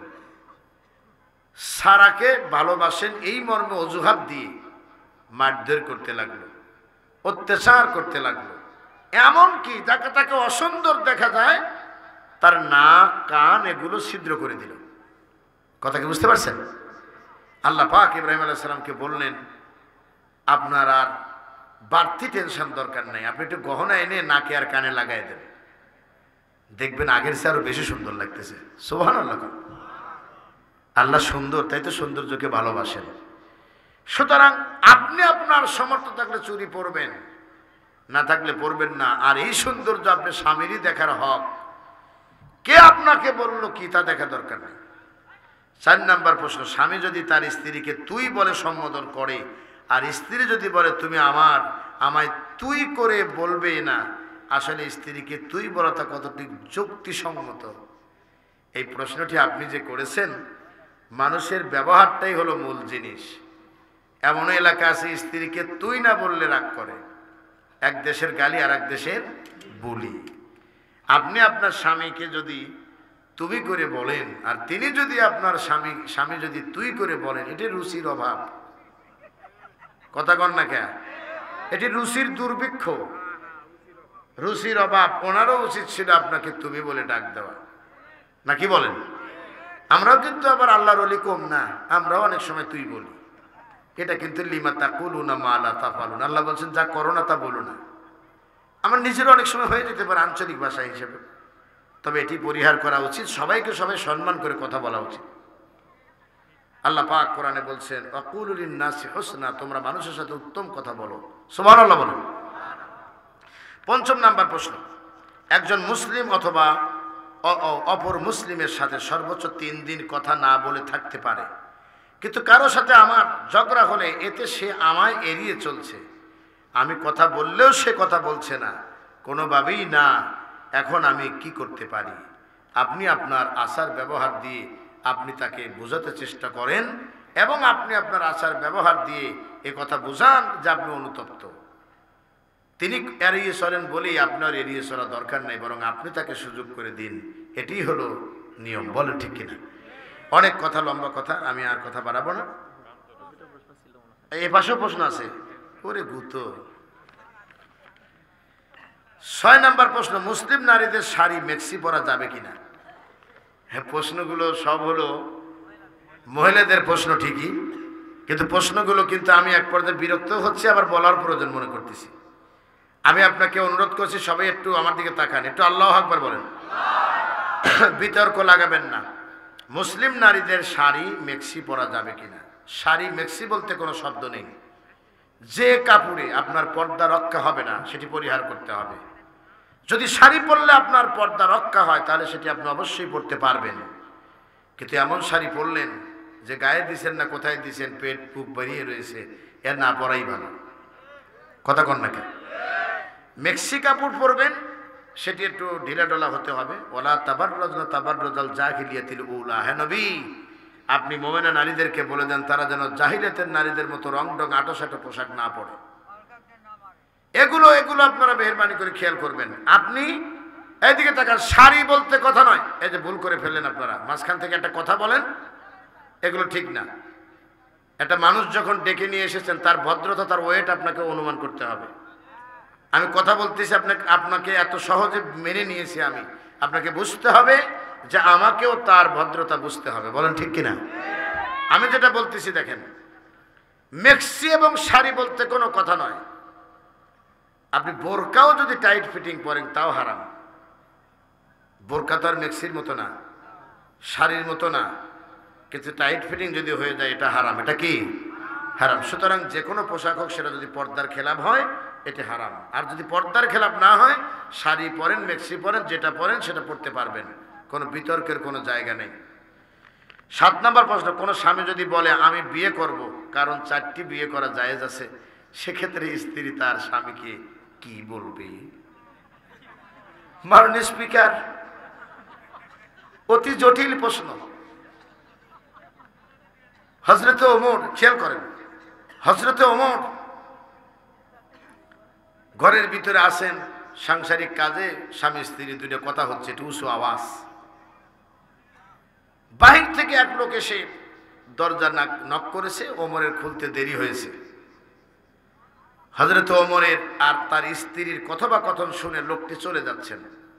ওমর দরজা খুললেন, খুলে দেখেন এক লোক যাচ্ছে। ডেকে বললেন, ভাই চলে যাচ্ছ কেন? বলল, মোহতারাম কিছু মনে নেবেন না, আপনি যে রুগী ওই রুগী আমি নিজেও। কথা কি বুঝতে পারলেন? মানে আপনি যে রুগী ওই রোগের জন্য আমিও এসেছিলাম, এজন্য চলে যাচ্ছি। তো আপনারা যে প্রশ্ন করেছেন, আপা যে প্রশ্ন করেছে, ওই প্রশ্নে আমিও সম্মুখীন। সুতরাং এখানে বিতর্ক লাগানোর কিছু নাই। মূল বিষয়টা আমি বলে দিই। আল্লাহ বলছেন মাসনা, 2টে দিয়ে শুরু করলেন। কেউ বিয়ে করলে 2টে করবেন, সোলাসা 3টা, রুবা 4টা, ফাইন খিফতুম, যদি আশঙ্কা করো যে ইনসাফ করতে পারবা না, এরপরে আদল প্রতিষ্ঠা করতে পারবা না, ফাওয়াহিদা, তাহলে 1টা করো। তাহলে বিয়ে কয়টা দিয়ে শুরু হয়েছে? এই যে কি বুঝাইলাম, কোরআনের আয়াত। কারো যদি সক্ষমতা থাকে, এদিকে তাকান, কারো যদি সক্ষমতা থাকে, শারীরিক, আর্থিক, মানসিক সক্ষমতা যদি থাকে, আর তিনি যদি একাধিক বিয়ে না করেন, তাহলে কিয়ামতের দিন এই যাদের বিয়ে হচ্ছে না তারা মামলা দায়ের করবে। এদিকে তাকান, কোন মহিলার কাছে অনুমোদন নিতে হবে এমন কোন শরিয়া কোন দলিল আমার জানা নেই। কথা কি বুঝতে পারছেন? আমার কি নাই, জানা নেই। মানে আপনি আর একটা বিয়ে করবেন, সব যোগ্যতা আছে, প্রথম স্ত্রী পারমিশন নিতে হবে, এটা বাংলাদেশ সরকার আইন, কিন্তু আল্লাহর আইনে তা নাই। সুতরাং আপনি যদি পারেন তে কাজটা করে ফেলবেন, তবে তাই বলে আবার মহিলারা যেন আবার আমার গাড়ির সামনে বিক্ষোভ না করে, আপনি পারমিশন দিয়ে দিলেন না। ওই যে আল্লাহ বলে দিয়েছেন ফাইন খিফতুম, যদি আশঙ্কা করো যে ইনসাফ করতে পারবা না, তাহলে একটা নিয়েই সন্তুষ্ট থাকো, এত বেশি নিতে যাও না, খেলা হবে। কথা বলেন ঠিক কিনা? আমার বোন, আপনি যে প্রশ্ন করেছেন আপনাকে ধন্যবাদ। অনেক দিন পর, আমি তো আপনার ইফতার ছাত্র মুক্তি, তো আমি অনেক দিন পর এই মাসালাগুলো একটু নিজের ব্রেনে আবার একটু লাড়াচাড়া করলাম, আলহামদুলিল্লাহ বলেন। তাহলে স্বামী কি বলবে, সেক্ষেত্রে স্ত্রী তার স্বামীকে কি বলবে? স্বামীকে স্ত্রী ডেকে বলবে একেবারে আল্লাহ সন্তুষ্টির জন্য, যে আমি জানি না, তোমার যদি সক্ষমতা তুমি থাকো তাহলে তুমি আর একটা করতে পারো।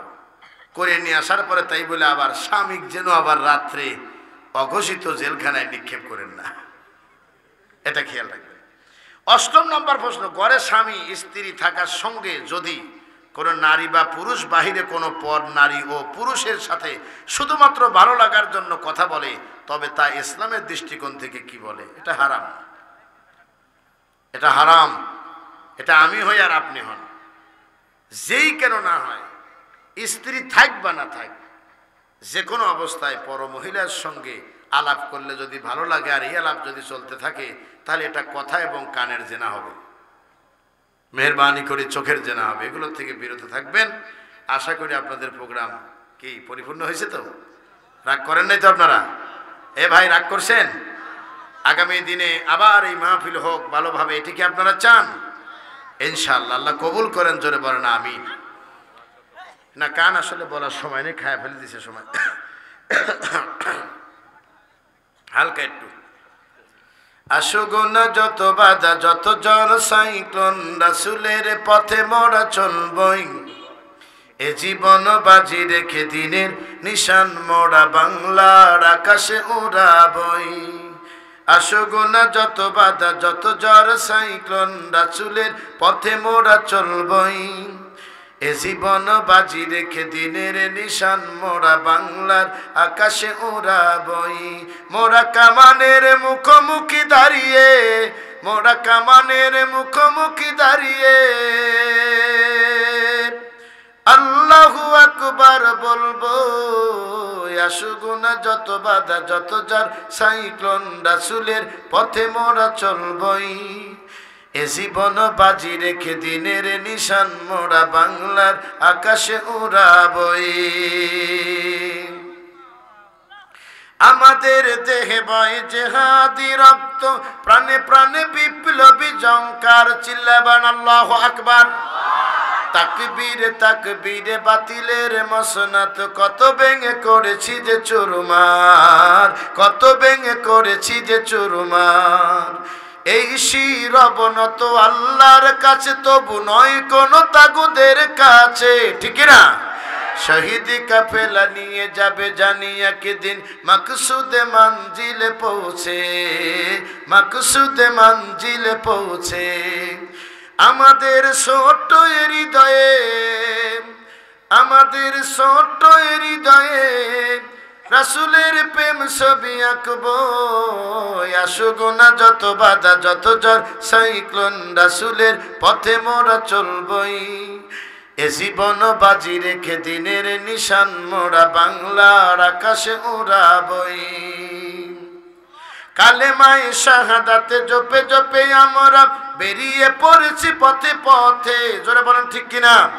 কেদো না মাগো যেতে দাও পীরি মাশায়েখদের সাথে, পীরি মাশায়েখদের সাথে। বাতিলের পিঞ্জায় বিশ্ব মুসলমান, কান্নায় বইছে নীলাকাশ। জোরে বলেন ঠিক কিনা? আমরা ফোটাবো হাসি মাজলুম মায়ে মুখে, মুখে জারু তুলেছি বিশ্বাস, মুখে জারু তুলেছি বিশ্বাস। পৃথিবীর এই অমানিসা, পৃথিবীর এই অমানিসা, সত্যের আলো দিয়ে গুছাবো। আসুগুনা যত বাধা যত জ্বর সাইক্লোন, রাসূলের পথে মোরা চলবই। এ জীবন বাজি রেখে দিনের নিশান মোরা বাংলার আকাশে উড়াবই। মোরা কামানের মুখোমুখি দাঁড়িয়ে, মোরা কামানের মুখোমুখি দাঁড়িয়ে আল্লাহু আকবার বলবো। আসুগুনা যত বাধা যত জ্বর সাইক্লোন, রাসূলের পথে মোরা চলবই। এ জীবন বাজি রেখে দিনের নিশান মোরা বাংলার আকাশে উড়াবই। আমার ভাইয়েরা কথা বলবেন নাকি আপনারা? বাজান।